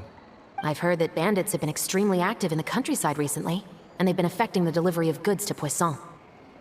I can allocate some more manpower to help out with that problem. What do you say? You're still as helpful as ever. One of our men got drunk at dinner about a month ago and lost his gun. 3 days later, it turned up in the corner here. What's weird about that? He just forgot where he put it, right? This is Fleuve Centre, my friend. Anything of value left in the tavern won't ever make it to the next day. But that gun turned out to be an exception. It didn't get any new wear and tear on it, and didn't even appear to have been fired. We were quite mystified as to what could have happened. I suspect it came back because the weapon was already known to the guards. You mean, a criminal was afraid the Marechaussee Phantom would use the shot marks to track them down? Maybe. But if that's the case, the culprit really took great care to avoid getting caught. I didn't say anything about a criminal. In Fleuve Centre, knowing who was killed is as easy as knowing what clothes you're wearing today. It's the guy living in the east side, isn't it? I've never liked him. Every time he's here, he just orders a drink and sits there with a nasty look in his eyes. So, who was the one who lost the gun in the first place? Don't bother. Even if you ask, he wouldn't admit to owning a gun to some strangers. Not to mention the captain of the Special Security and Surveillance Patrol. He's right. I know you grew up here, Chevres. Even though you're on good terms with the Spina, you've still been gone too long. Not many people know you here now, and a lot of people don't like the Special Patrol. Show your face too much around here. It's for your own safety. I'll come and go as I please, and I'm afraid I'll be appearing more often due to my work.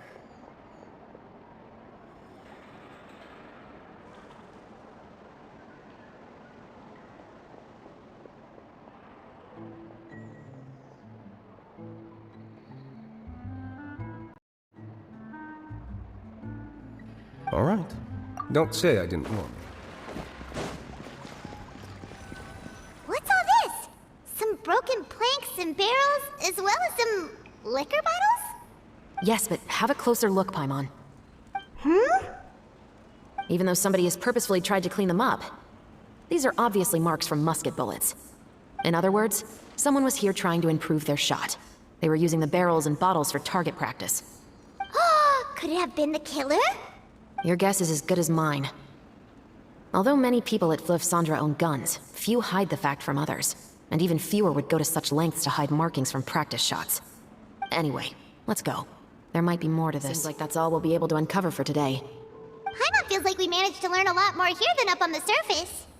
Yes, assuming that everything we found is indeed connected to our suspect, then their timeline was probably something like this. A month ago, our suspect found a gun and took it home to disassemble it. Once he'd figured out its mechanics, he brought it back. In the following weeks, he used some parts to create his own makeshift musket, and took it to the Fleuve Sandra for target practice. Then, a few days ago, he found his target and carried out the murder. Once the deed was done, he left a rainbow rose on the body, just like the scene in the novel. That all makes sense to Paimon, but we're still no closer to figuring out the killer's identity. The deceased was a resident of Fleuve Sandra. It said that he was a poor, solitary man. Yeah, that's also something I'm trying to figure out. If we are indeed following the novel, and there's a story behind the murder, then this murder should be an act of vengeance. But according to our investigation, the deceased didn't have any enemies. He was no saint, but no one's heard of a rival who hated him enough to shoot him dead, much less care to leave a rose on his body. What message is the killer trying to convey, and to whom exactly? We've thoroughly investigated that possibility. He claims to have spent the whole day at the Opera House on the day of the murder, and the staff there have confirmed his account. Okay, so he has an alibi. Not only that, he lacks a credible motive as well. He has a family of his own, and both of his parents are still alive. I've looked into his records. He was adopted at the age of 6, and all the proper procedures were followed. There are also records of him at an orphanage before then. In the story, the mother of the 2 musketeers was murdered after the children turned 10. Of course, he could have changed the children's ages, but I don't want to assume anything without evidence. More importantly, I've also had a chat with him in person. He didn't seem like the kind of person who would pull the trigger to kill a man. Then, what should we do now? We have all this new information, but it doesn't help us move forward. Investigations take time. I didn't expect us to catch the culprit in just a single day. How about this? Let's spend the next few days filming with the crew. We can continue the investigation once we're done with the film. I'm sure that given time, new leads will present themselves. Wait, but weren't you saying Intel is like small, remote islands in the middle of the sea just a moment ago? Wouldn't you just miss them if you were to stop looking? Ah, but the book had more than one reference to the islands, Paimon. Oh? What else did it say then? As long as you spend enough time sailing through the fog, you'll eventually come across an island.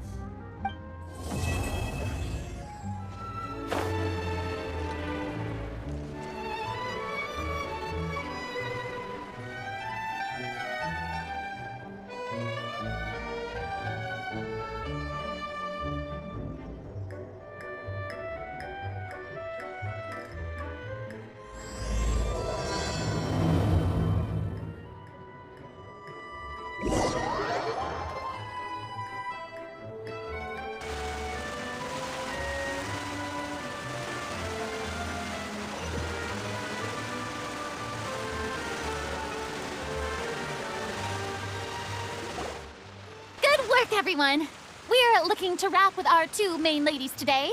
I can already smell our success. What do you mean, looking to wrap?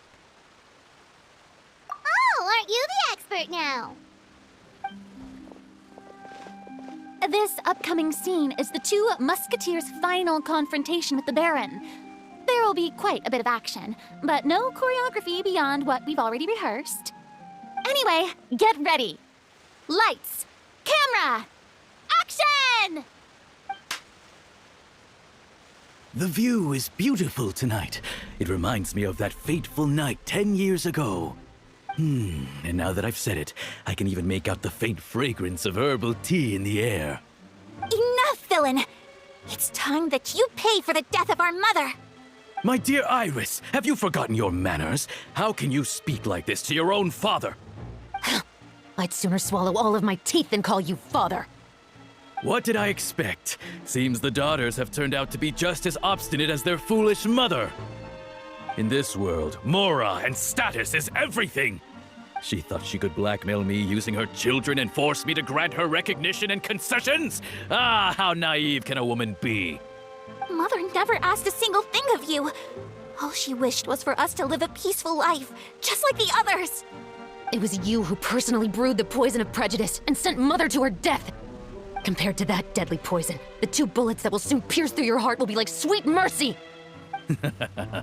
And that's exactly why I said you're just as naive as her. Did you really think 2 muskets would be enough to defeat me? So let's see. What is stronger? Mora and power, or the 2 muskets in your hands? Get them! Tulip! There are too many of them! It'll be okay. We'll cover each other, Iris. And Mother will be watching over us, too.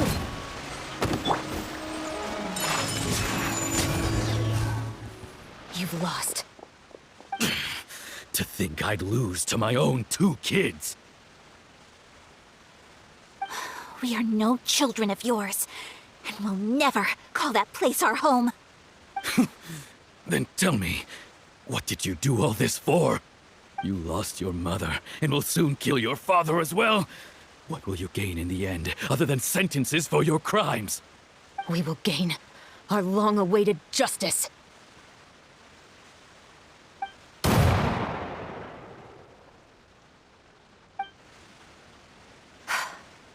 It's over. Finally, it's over.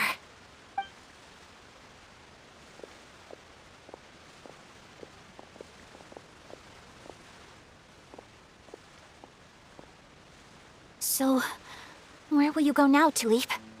I'm not too sure, Iris. Maybe somewhere with lots of flowers? After all, Mother always did love going where the blossoms were. What about you? I want to go visit Mother's grave. Yeah, that's not a bad idea. Huh? Tulip, look! What is it? It's Mother's favorite, the rainbow rose. Look, it's blooming again. Excellent! That was beyond mesmerizing. Even I didn't expect this scene to go so well. And we got it in a single take. All right, everyone. We've got a wrap for Tulip and Iris. Congratulations, Ayaka and Chevrolet! Thank you. I didn't expect our parts to wrap so quickly. I wish I could savor the experience for just a bit longer. Paimon totally understands. Paimon's not ready to say goodbye to the clapperboard either. Filming has really been a lot of fun. You were great too, Chevrolet. The way you said, long-awaited justice. It gave Paimon chills. That is indeed my favorite line in the whole book. I still remember trying to act it out in my room the first few times I read it. Whoa, Paimon would have never guessed you're that type. Who doesn't like stories where the guilty are punished and justice prevails over evil? Don't forget, I'm the captain of the Special Security and Surveillance Patrol. Captain, I have something urgent to report. Please excuse me, everyone. I'll be back in just a moment. It's okay, don't worry about us.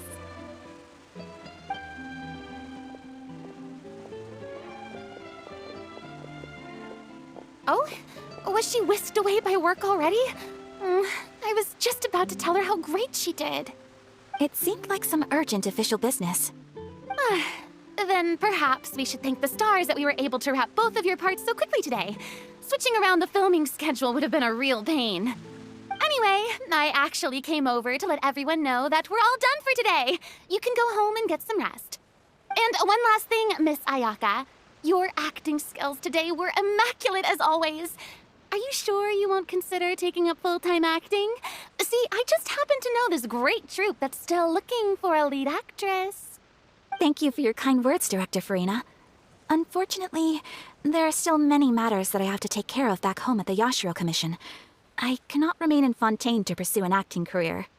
Nevertheless, I will make sure to treasure this incredible opportunity in my heart. Oh, that's a shame, but I understand. Just let me know if you ever change your mind. I believe it's also about time for me to take my leave. But hopefully I'll see you on set over the next few days. Even though my part's wrapped, I'd still like to swing by and help out the crew. See you tomorrow, Traveler and Paimon. Yep, see you tomorrow! Well, what should we do next? Maybe we'll go investigate the case some more with Chevrolet today. Traveler, Paimon, please come with me. Huh? Where are we going? You could say that our ship has finally chanced upon one of those small, remote islands of intel.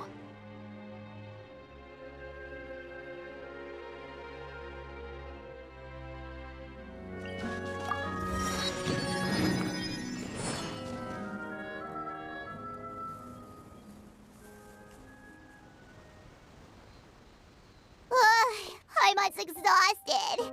Paimon definitely didn't expect having to float this far after a full day of filming. So, Chevrolet, why did you take us here?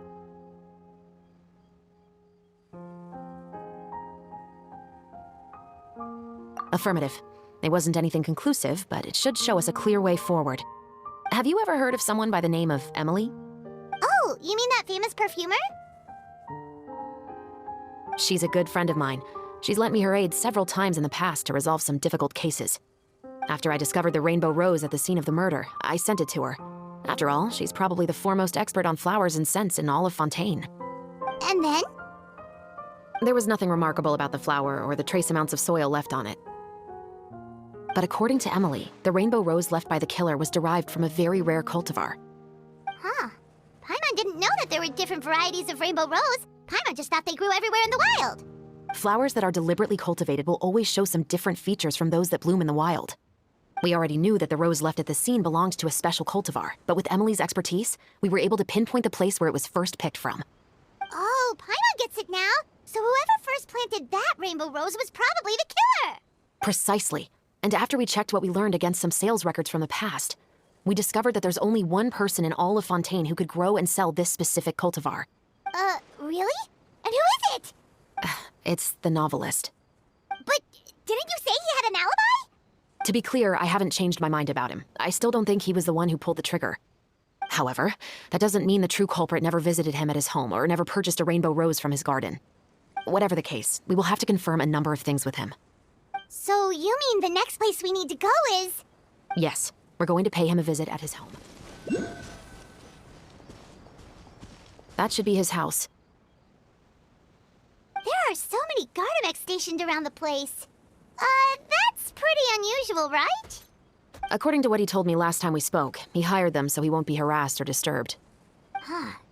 So there are a lot of flowers in his garden, but Paimon doesn't think we'll be able to pick one without alerting the Gardamex. Right, which is exactly why I think there has to be a special connection between him and the killer. So, should we knock? Just wait here for now. I'd like to take care of a number of those Gardamex first. But they're so far away. How are you planning to do that? Don't forget, Paimon, I'm actually the real-life captain of the Musketeers.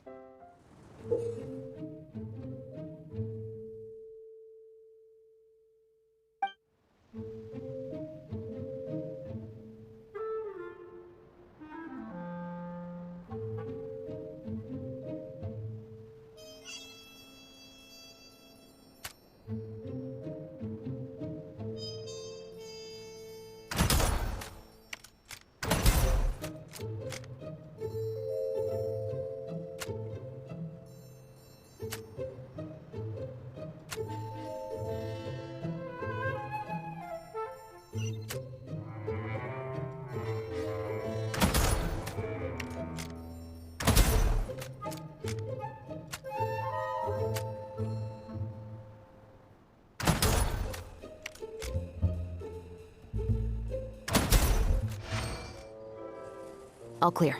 Let's go. Wait! Paimon's a little nervous now that we know he could be the killer. Can we go over our plan of action again? I'll go knock on the door and make sure it's safe inside. Once we're sure that we're in the clear, I'll ask him to come with us for a quick round of questioning at the guard's headquarters. But can't we just arrest him? We still have no evidence that he's the killer, or that he lent the killer any direct aid. Still, it would be appreciated if you could pick a rainbow rose from his garden for me while I'm talking to him. It'll help the Marashose Phantom confirm Emily's theory. Sure, no problem. Just be careful, Chevros.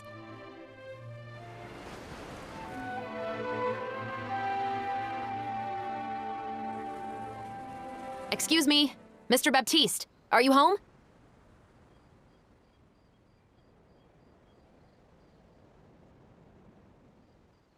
Who could it be at this hour? Oh, it's you, Officer Shavras.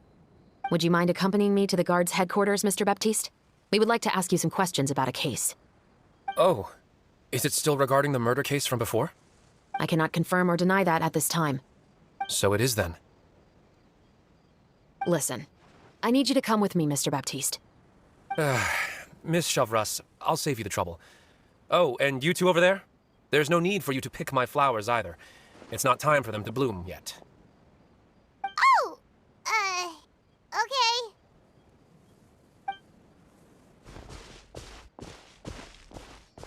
By saving me the trouble, you mean... I will confess. I was the killer. Huh? He just admitted he's guilty! Please relax, everyone. I'm not armed. The musket you're looking for has been buried in my backyard.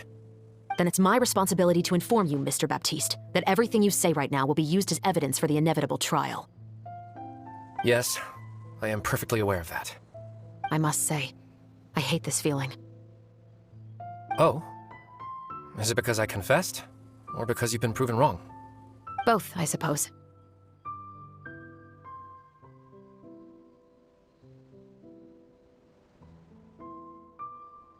For the same reason as the one I wrote out in my novel, of course. I did it to exact revenge. I know you haven't figured out the link between the two of us. Had you done so, I'd have been taken away to the headquarters a long time ago. But that won't stop me from always remembering his grotesque face. After all, he was the one who killed my mother. Your mother is still healthy and well. You know, I was adopted as a child. I was referring to my birth mother. That was never recorded in the orphanage's records. Please forgive a 6-year-old child for concocting some lies to protect himself after watching his mother die right in front of him. So, your novel, it was like a record of your life? No, of course not. It was a work of fiction with many embellished parts. But I am indeed the illegitimate son of a wealthy and influential man who abused his power to murder my mother. That part was 100% real. But the man you killed didn't have a Mora to his name. He was a hired assassin. An irredeemable beast who sank his fangs into a defenseless woman just for a few bags of Mora. But if that's really the truth, you wouldn't be telling us any of this now.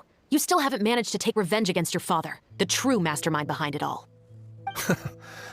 I never thought I'd hear that kind of thing from the captain of the Special Security and Surveillance Patrol. I'm simply skeptical about your motives. It's simple, really. I've grown tired of everything and don't want to shoulder this burden anymore. You may have considered me too soft to pull the trigger. Well, as it turns out, you are exactly right. I've become overwhelmed by the aftermath of the murder. So you're going to call a stop to your revenge, just like that? The true mastermind is too rich and too powerful for me. I've accepted that I will never be able to avenge my mother alone. And so what? The characters in your book never gave up? Now, Officer Shavras, I'm the one who has killed a man, aren't I? Are you trying to convince me to commit another crime? What's your father's name? How do you plan to prove the veracity of all of your claims? Well, I'd like to speak with you privately. Sure. Why don't we speak privately at the guard's headquarters? No, it has to be here. I must ensure that we won't be overheard. Fine. Let's talk here. When I said won't be overheard, I meant by anyone. I would like to speak with you and you alone. Thanks. I appreciate it. Please stay safe, Chevres.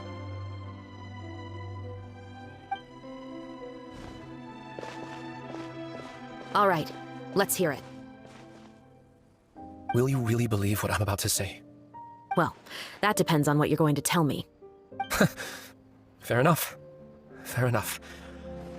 Then listen closely.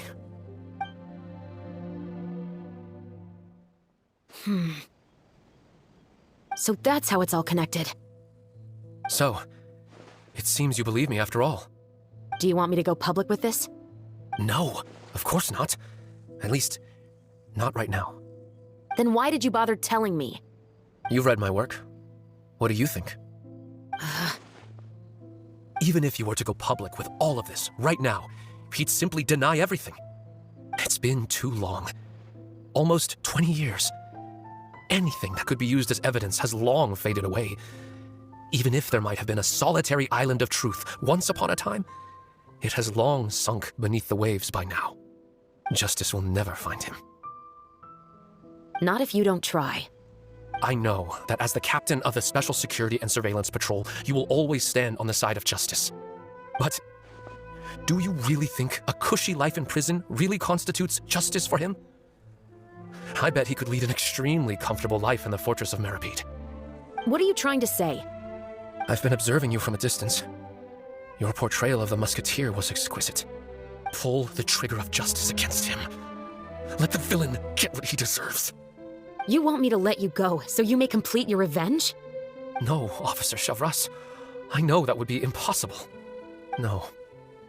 What I'd like is for you to perform the deed on my behalf. Oh, Shavras sure is taking her time. What could they be talking about anyway? Oh, Paimon's worried. What if he decided to attack her?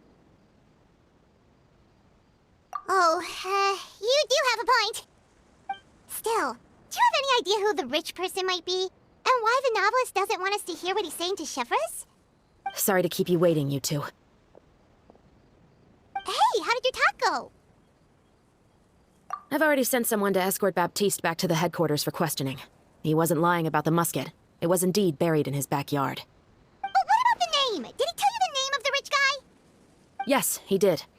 But for now, I have to return to the Special Patrol. There are still a few loose ends I need to tie up.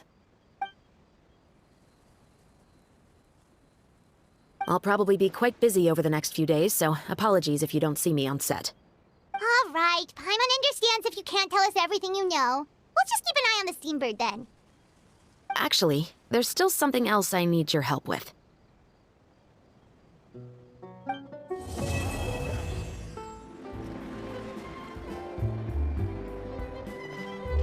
Good morning! Hayaka and I were just talking about you. Is Shavras still not joining us today?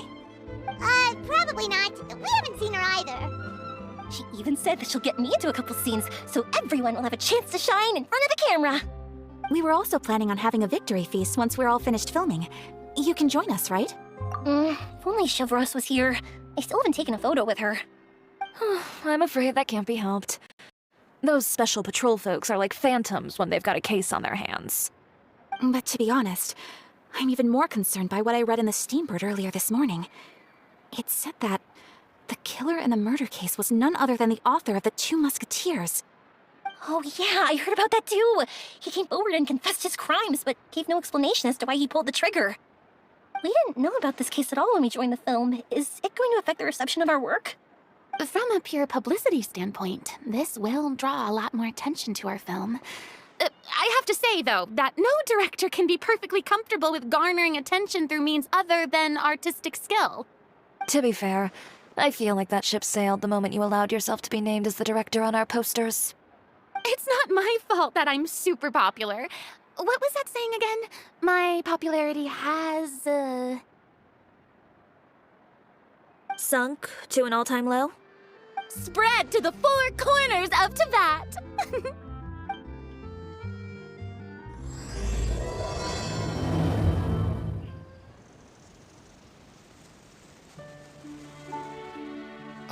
Excuse me, everyone. Xavier! Feels like it's been ages since we last saw you. I've been talking nonstop with the Film Association, and I'm absolutely swamped trying to coordinate the film's marketing. So forgive me for not being around more often, but please believe me when I say that I will make sure everyone's hard work gets the exposure it deserves. Oh, seems like you've been fighting your own battles. Yes, that's one way to put it. Oh, and before we begin the final round of filming, please allow me to finally introduce you to the original investor of our film, Mr. Morris. A pleasure to meet you all. Yes, glad to make your acquaintance, Mr. Morris. We've heard about the issues you've encountered with your financial situation, and genuinely hope that things have taken a turn for the better. Oh, well, the situation has indeed improved somewhat. Don't worry, Mr. Morris. Accidents and last-minute challenges happen all the time. There's no need to blame yourself over it. The good news is that we're almost done filming now, and I would even say that this is the best story I've ever seen. Is that so? I say, that's great news. All right, now that we've gotten all the pleasantries out of the way, let's get this show on the road. We'll mostly be filming typical people and scenery from the streets today to improve the sense of environmental ambiance in some parts of the film. Oh, and there'll be a cameo for Mr. Kamisato and Miss Yoimiya as well. They'll be used to show outsider perspectives on the fates of the two musketeers. That's right. Ayato should be here any minute. Excellent! Then let's start with the scenery shots. Camera and clapper loader, you're up. Yep, we'll be ready. Remember, all we need are some wide zoom shots of the streets.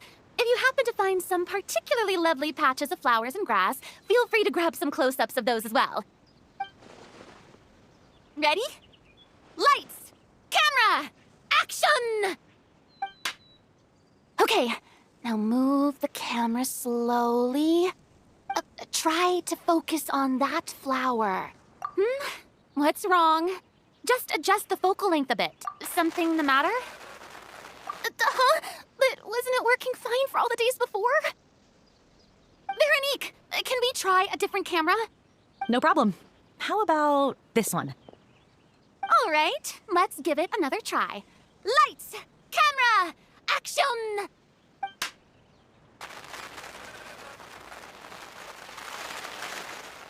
Don't tell me. This one is broken too? Veronique, do we have any other spare ones we can use? I'm afraid we only brought these two today. What? Then go find a workshop to get them repaired right away! Oh, and you too, Bono! Go find our spare camera in the warehouse and bring it back to the set! On it. Greetings, everyone. My apologies for the delay. Is something the matter, Ayaka? It seems like there are some issues with the filming equipment today. We're stuck for the moment. I see. Well, let's not just stand here twiddling our thumbs. Actors, to the makeup booth. We'll start on the next scene as soon as we get a working camera. The people at the workshop told me that the part which holds the lens in place seemed to have fallen off. That's super strange. It was perfectly fine just yesterday.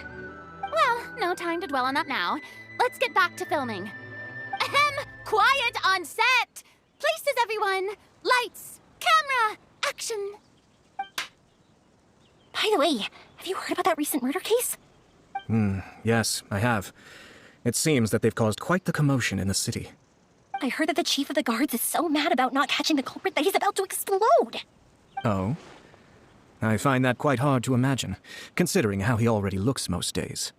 Director, we have a problem. Oh, we're in the middle of a take! Couldn't you wait until we wrapped up this scene?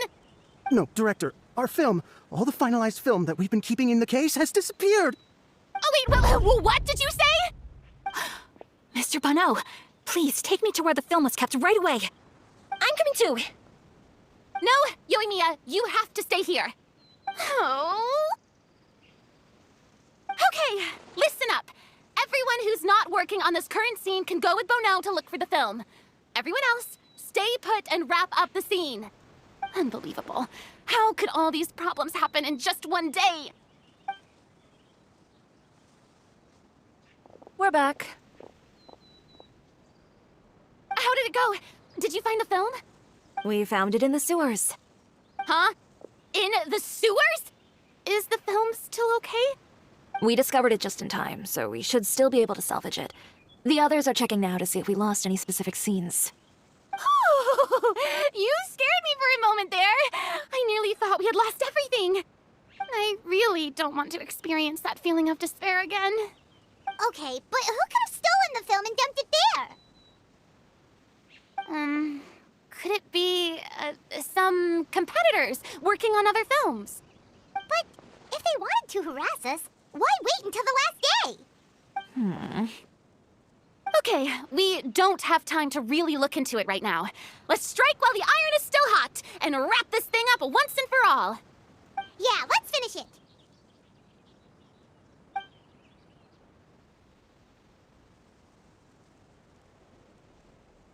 I would like to officially announce that our entry to the festival, The Two Musketeers, has now concluded filming!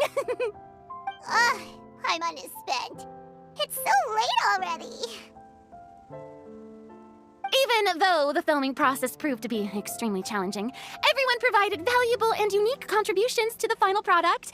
Thank you all for your dedication and support. And just like Director Farina, I would also like to extend my most heartfelt thanks to all of you. Really, you've all helped me so much. All right, let's save the awards speech for later, and hopefully also get some rehearsals in before the real thing. Anyway, now it's time to party! Let's all make our way to the beach and have a celebration feast so loud and fun that even the blubber beast will want in. Farina! Oh, my darling clapper loader and camera operator, you've both worked really hard. Paimon thinks you worked even harder than us. Honestly, Paimon was getting a little tired of playing with the clapperboard by the end of it. Worst of all, Paimon started having dreams of you shouting, "Lights, camera, action!" into Paimon's ears. The actual dream can't even start until you've yelled that. Hey, if anything, shouldn't I be more grand and delightful than your dreams? We've been through so much together, and that's how your brain remembers me? That's not Paimon's fault. We've just used the clapperboard too much lately. Anyway, what's most important is that we wrapped the film. I'm pretty confident that we'll take first prize. Hey, no need to mention the official name. Wait, now that you mention it, if we did win the prize, would Farina just get a statue of herself? Come on, I don't need that kind of attention. Xavier can accept the reward on our behalf. But just imagine! Farina accepting the Farina Award and holding a Farina statue. I'm going back to my dessert now. You all can keep discussing that on your own.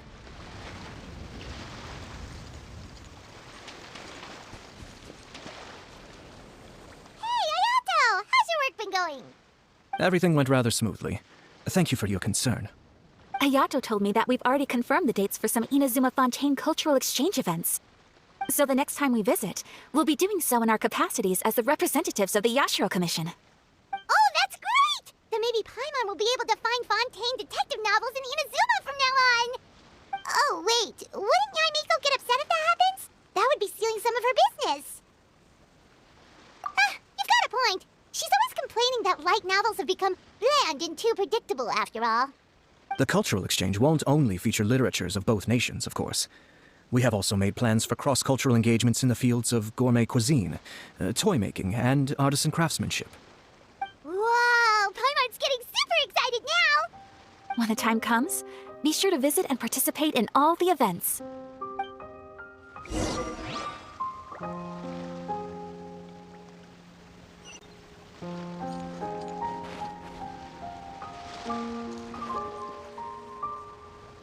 Chiori! Hey, you two. Are you not really into these kinds of big social occasions? Not particularly. But this is still better than Fontaine Fashion Week. But if this film becomes a big hit, people will definitely come flocking to your shop. Yes, that's highly likely. As long as the film can premiere as planned. Are you still worried about the case? That and all the obstacles we had to face today. You're right. It's as if all our bad luck just manifested at once. But why today of all days? No. No, it's nothing. We've already delivered the film to the editors, so there should be nothing more to worry about. How are you doing, Mr. Morris? You having a good time? Well, you could say that. Do you happen to know when the party is scheduled to end? Judging by how much fun everyone's having, I'd say probably not until well after midnight. Is there something that you still have to take care of at home, Mr. Morris? Oh, well, I'm just not a late night person, so I might take off shortly. Oh no! Silly me. I almost forgot something super important. Oh, what is it? I prepared a whole batch of fireworks for the party, but I forgot to bring them over from the warehouse. Fireworks, you say? Well, that's truly a pity. Sorry things didn't go as planned. Could you help me carry them over, Mr. Morris? I won't be able to fetch all of them by myself. Me? Are you sure that you can't find anyone else? I just wanted to make this a surprise for everyone. The warehouse isn't far from here. We'll be there in no time. Pretty please, Mr. Morris. These are some of the best fireworks I've ever made. So I also want you to see them before you leave. They're stunning. I promise that they'll be a once-in-a-lifetime experience that you'll never forget. But... It's okay. Just come with me. If we're sneaky enough, nobody else will see us leaving. All right. House is right over here. I moved the fireworks there in advance, so it shouldn't be too much work bringing them back. It's still a ways away from the party.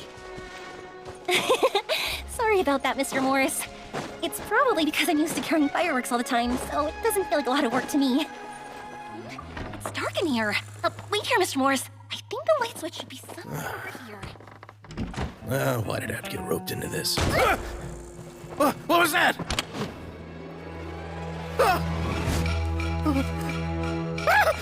Who's there? Get me out! Get me out of here! Did you really think you'd get away, Morris?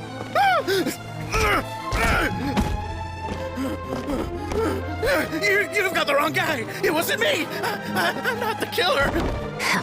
You know, Eliza died a far more heroic death than this. She fought your assassin to the end, to save the children she had hidden beneath the floorboards. That is Eliza's pendant, the one with a photo of you two inside. The one you gave her. Ring any bells? It's a fake! It has to be! There's no way! No way your assassin didn't destroy it, you mean? Did you ever love her, Morris? Or was killing her always the plan? No, please. Listen to me. I told Eliza to keep us a secret. I paid her plenty for her silence. I never thought she'd keep the child. Everything was gonna come out, and I had no choice. She'd force my hand. No! I'm begging you. I have money. Just name your price, please. You can keep your Mora, and you can go to hell.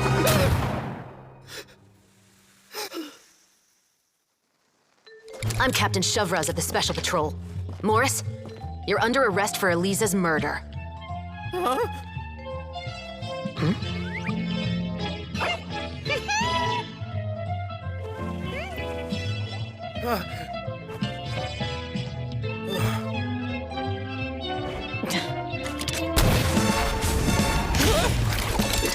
You're under arrest too, prop manager Veronique. Or perhaps I should call you the Second Musketeer. Wait, what's going on? This wasn't in the script. Drop the gun, Veronique. Why? Why would you keep me from exacting revenge on this heartless monster? Drop your weapon. This is my final warning.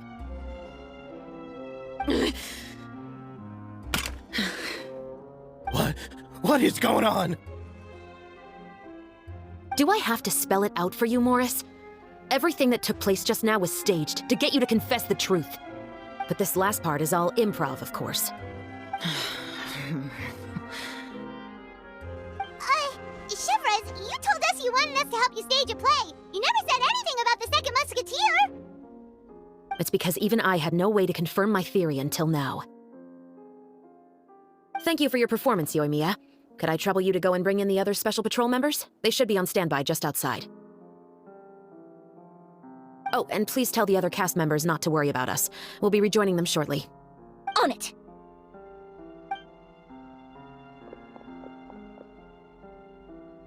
So what do you think, Morris?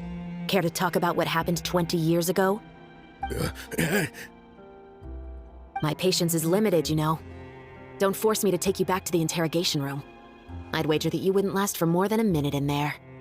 With the recording we made, you have no chance of winning in court. Cooperating with us now is the most practical move. All right.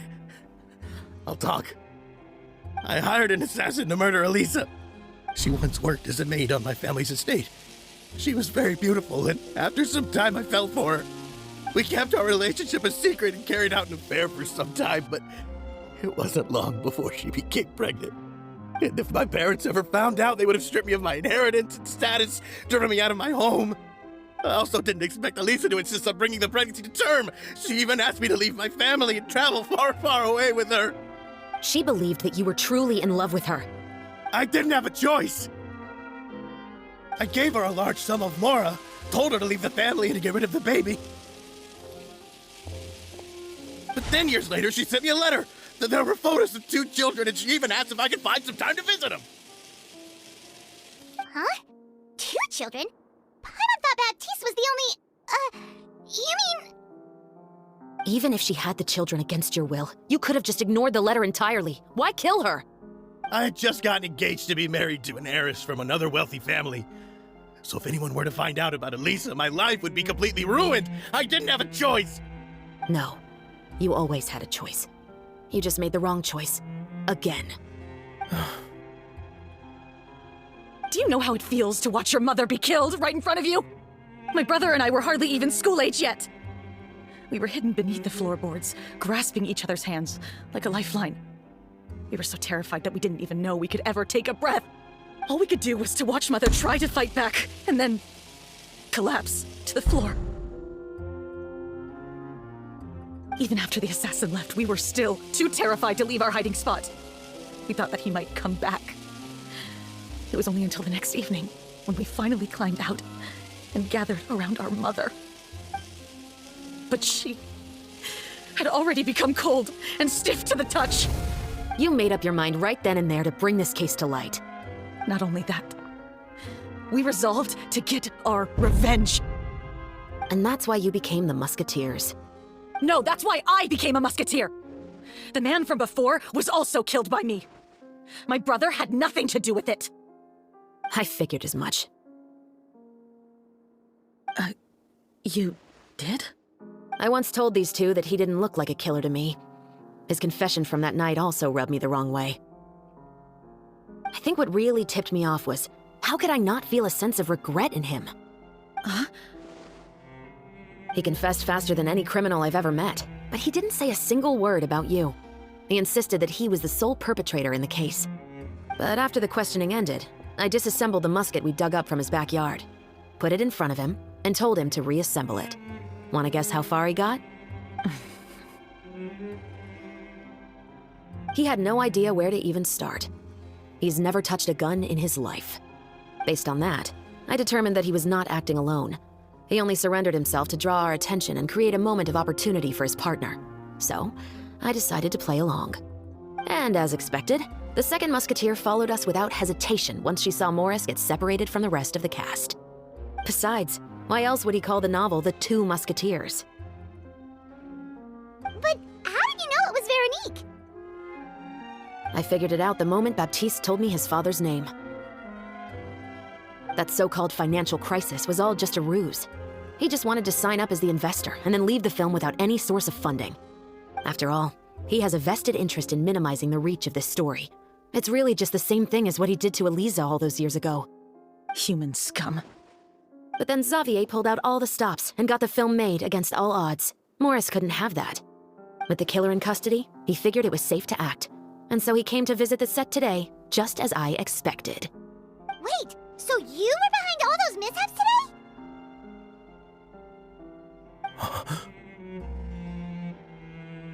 As for the identity of the second Musketeer, I assumed they'd probably stay close to Morris and look for an opening. And if they already knew that Morris was the film's investor, then that narrowed the list of potential suspects as well. Furthermore, being the props manager would allow the culprit to avoid scrutiny by purchasing mechanical parts in the name of the crew. With that hypothesis in mind, I went back to check Baptiste's orphanage adoption records. Guess whose name I saw on the same page, just a few lines from his. My brother. He trusted you. As in, he trusted me to perform the deed on his behalf? He trusted you to stand on the side of justice. I am. I thought you could do it as well. Oh, the look on your face when you told him to go to hell. I really thought you'd put a bullet in his brain. You know what he has done. Are you telling me that you'd rather see him spend the rest of his life living like a king in the fortress of Meripede? I will never be able to forget the feeling of my mother's cold, lifeless hands. And you would call this ending fair? Is this what you call justice? I won't lie, Veronique. I did hesitate when your brother first told me about the truth. I wondered. I agonized over whether I should really put a bullet in his head. So why don't you? Because that should never be how justice is carried out in this world. Perhaps, to you, justice is simply reciprocated, an eye for an eye, and a life for a life. But everyone has their own understanding of justice. If everyone were to pursue their own definition of it, there would be no more order in this world. Today, you'll kill Morris, and tomorrow, his children may come for you. The world cannot render judgments based on a desire for revenge. That will only lead to a cycle of revenge, as well as the destruction of order and civilized society. Fontaine is founded on a set of laws and a standardized code of justice. That is why we are the nation of justice. But with all that said, I will promise you this. Morris will not lead a cushy life in the fortress of Meripede. Chevros, the rest of the Special Patrol is here. Thank you so much, Yoimiya. Letelier, Terena, please take them away.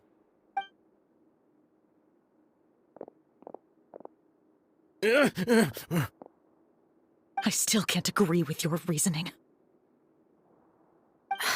I know. Justice has not been delivered. At least, not today.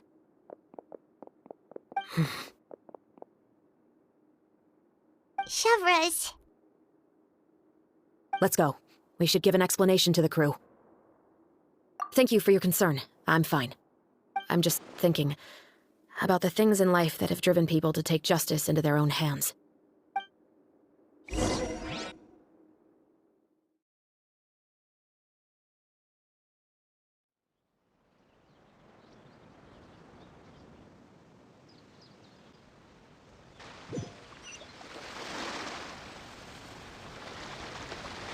Morris would turn out to be... I'm at a loss of words. How could he have done something like this? I'm just glad that you're all safe and sound. Who knew that such a labyrinth of cases would be behind this story? Well, what should we do now? We have a finished film, of course, but should we still go ahead with the premiere? What do you mean? Shouldn't you be even more motivated to spread the word now that you've learned the truth? Giori is right. I'd also like more people to see this To story. have deviated somewhat from the one in the script. Is that still acceptable to you, Miss Chevros? The call is yours. We still have time to reshoot an ending if that's what you'd like. No, it's fine as is. I like what we have for the catharsis. Romanticism is what gives works of art their appeal. Fiction is able to explore means of restitution that could never work in real life. Just like the real world, the world of stories also has its own set of rules and justice. These different possibilities are what initially drew me to reading in the first place. Sounds good to me. I support your decision. What about Veronique? Will she be okay? She will soon face her judgment alongside her brother and Morris. If I had to guess, they'll probably all be sent to the fortress of Meripede. I'll make sure to give Risley a heads up about it. Oh, you mean that kind of heads up? Exactly. Ahem. All right, then the matter's settled. Now that everything's been taken care of, there's no reason for us to keep looking all gloomy and grumpy. Let's get back to the feast and enjoy each other's company. We'll be starting the post-production process tomorrow. You should join us, Chevros. You missed the first few hours of the party, didn't you? All right. Count me in. Then I'll wait for you over there. There's still some good news that I'd like to share with Chevros. Traveler, Paimon, could you wait for me by the sea after the party ends? I'd like to go on a brief walk with the two of you. Thank you very much.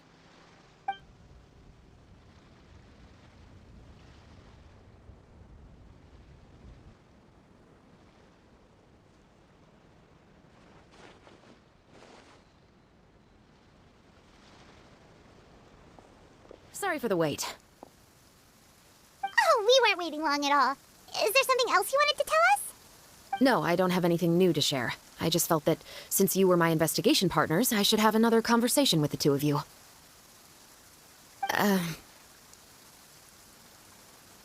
Traveler, how would you have responded to Baptiste's request if you were in my shoes? Is that so? Well, thanks for sharing. When I was young, my father often took me here to swim. We'd come rain or shine, even when it was freezing cold. He told me that swimming was the best activity to train one's strength of will. You could never give up before reaching the shore, especially when the water was cold. Oh? Why's that? Because the moment you give up would be the moment you die. At that point, I still hadn't received my vision. One winter, the chilly wind felt almost like knives on my skin, and the seawater was so frigid that it numbed my toes the moment I stepped in. I cried and begged my father to spare me from having to swim across, but he wouldn't listen. He used to be a member of the Special Patrol as well. You could say it was his way of educating his children. That sounds awful. When he saw that I wouldn't stop crying, he just picked me up and tossed me into the icy water. The bone-chilling cold took away my senses. I couldn't feel anything but fear and rage. I waited for my father to save me, but one look and I knew he'd already started swimming for the opposite shore. I realized that if I were to give up, I really would die right then and there. I used all of my strength to try and catch up to my father. Those few minutes felt longer than my whole life up until that point. I did, however, make it to the other side. I've never felt afraid about anything in my life after that, nor have I ever cried again. That way of teaching would have never worked on Paimon. Yeah, I don't think that was the right method for anyone. It's just that, working now as I am in the pursuit of justice, I still sometimes feel like I've been tossed into that winter sea all over again. The anger and the helplessness. Chevres. But the worse I feel, the more I know to never give up. The alternative would be to forever lose myself among the waves. Anyway, how about a race? Neither of us will drown, but we can still see who swims faster. You guys go ahead! Paimon will grab the clapperboard to mark the start of the race.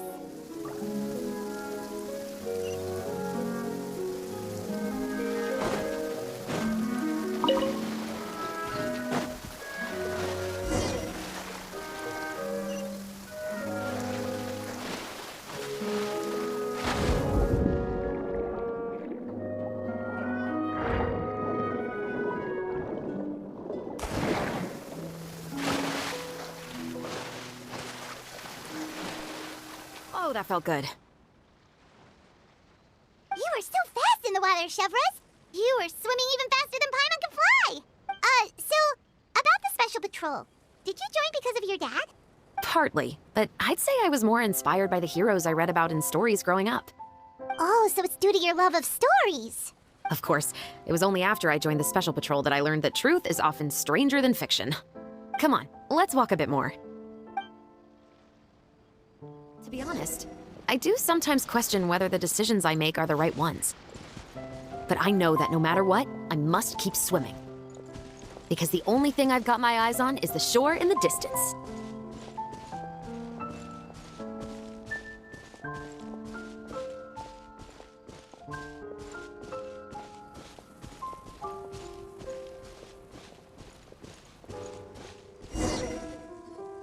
Thank you for coming on this walk with me. I feel a lot better after getting all that off my chest.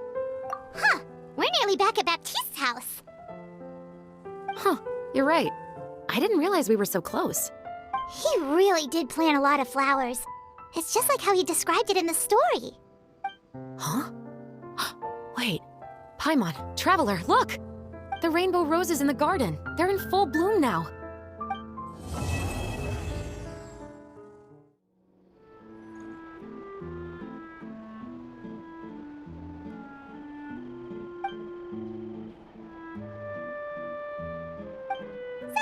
It's been a while. Hey there, you two! Sorry I've been scarce. I've been buried in marketing and preparing the film for release ever since we wrapped post-production. The award ceremony is today, right? Paimon wonders if we'll win the Farina Award. I'd give it a 90% chance. Farina! Oh, Paimon didn't know you were already here. You're earlier than everyone else. I'm sure the others will also be here in no time.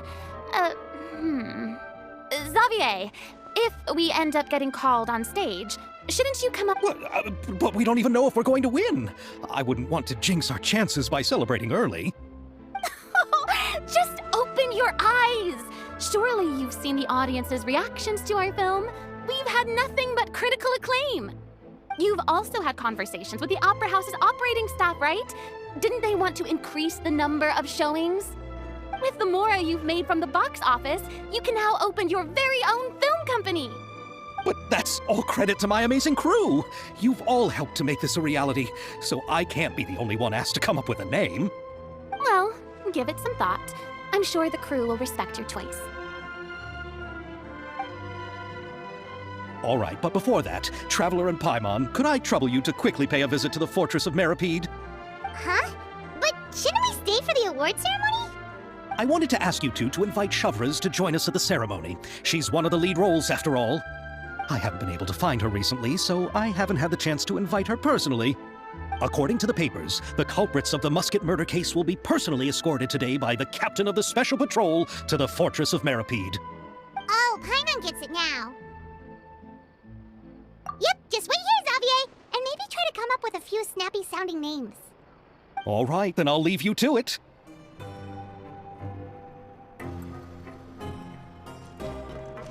This is as far as I'll be taking them. I'll leave the three of them to you now. Got another errand to run? Something like that. I'm expected at a party. Now that's something you don't hear every day. Found a new pastime? No, it's just a special occasion. Shavras! Risley! Festivals really do bring people together. It's been a while since I last had so many visitors at the Fortress of Meripede. Call it the festival spirit, I guess. Yeah, you could say that. Even our head nurse has gotten herself all worked up preparing super deluxe nutritious shakes. Just one gulp and you'll have met all your nutrition needs. Were you talking about work just now? We've already finished discussing everything. So, what do you think about my heads up, Mr. Risley? I believe I haven't yet made any promises or guarantees. But you also didn't shoot me down. Here, how about this? You could give everyone a copy of the newspaper. Perhaps on the day when the cover story happens to, oh, I don't know, expose a certain someone's misdeeds from 20 years ago? I suppose then a certain someone may soon find himself the most unlucky person in the Fortress of Meripede? While another two people will soon be hailed as heroes. Speaking of heroes, did you two need something from me? Oh, actually, we're here for... You're here to invite me to the party, right? Don't worry, I didn't forget. Ooh, then let's head back right away! See you, Risley! Happy Fontanalia Festival! And the same to you.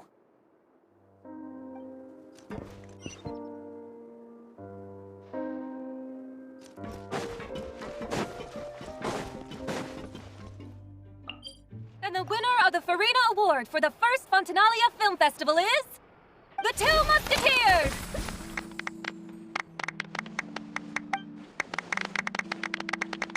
We won! We really won! Thanks, Mr. Xavier. We won? I can't believe it! I really can't thank all of you enough! See? My takes on Fontaine's entertainment industry have never been wrong. Now, please welcome to the stage the producer of the Two Musketeers, Mr. Xavier!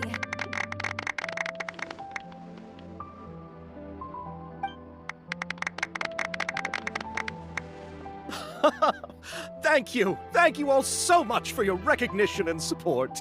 While I'm up here, I would love to give special thanks to... Time really flies, huh? It certainly feels that way. It feels like it was only yesterday when you were teaching me to hold a musket. Will you come back to Fontaine again? Of course!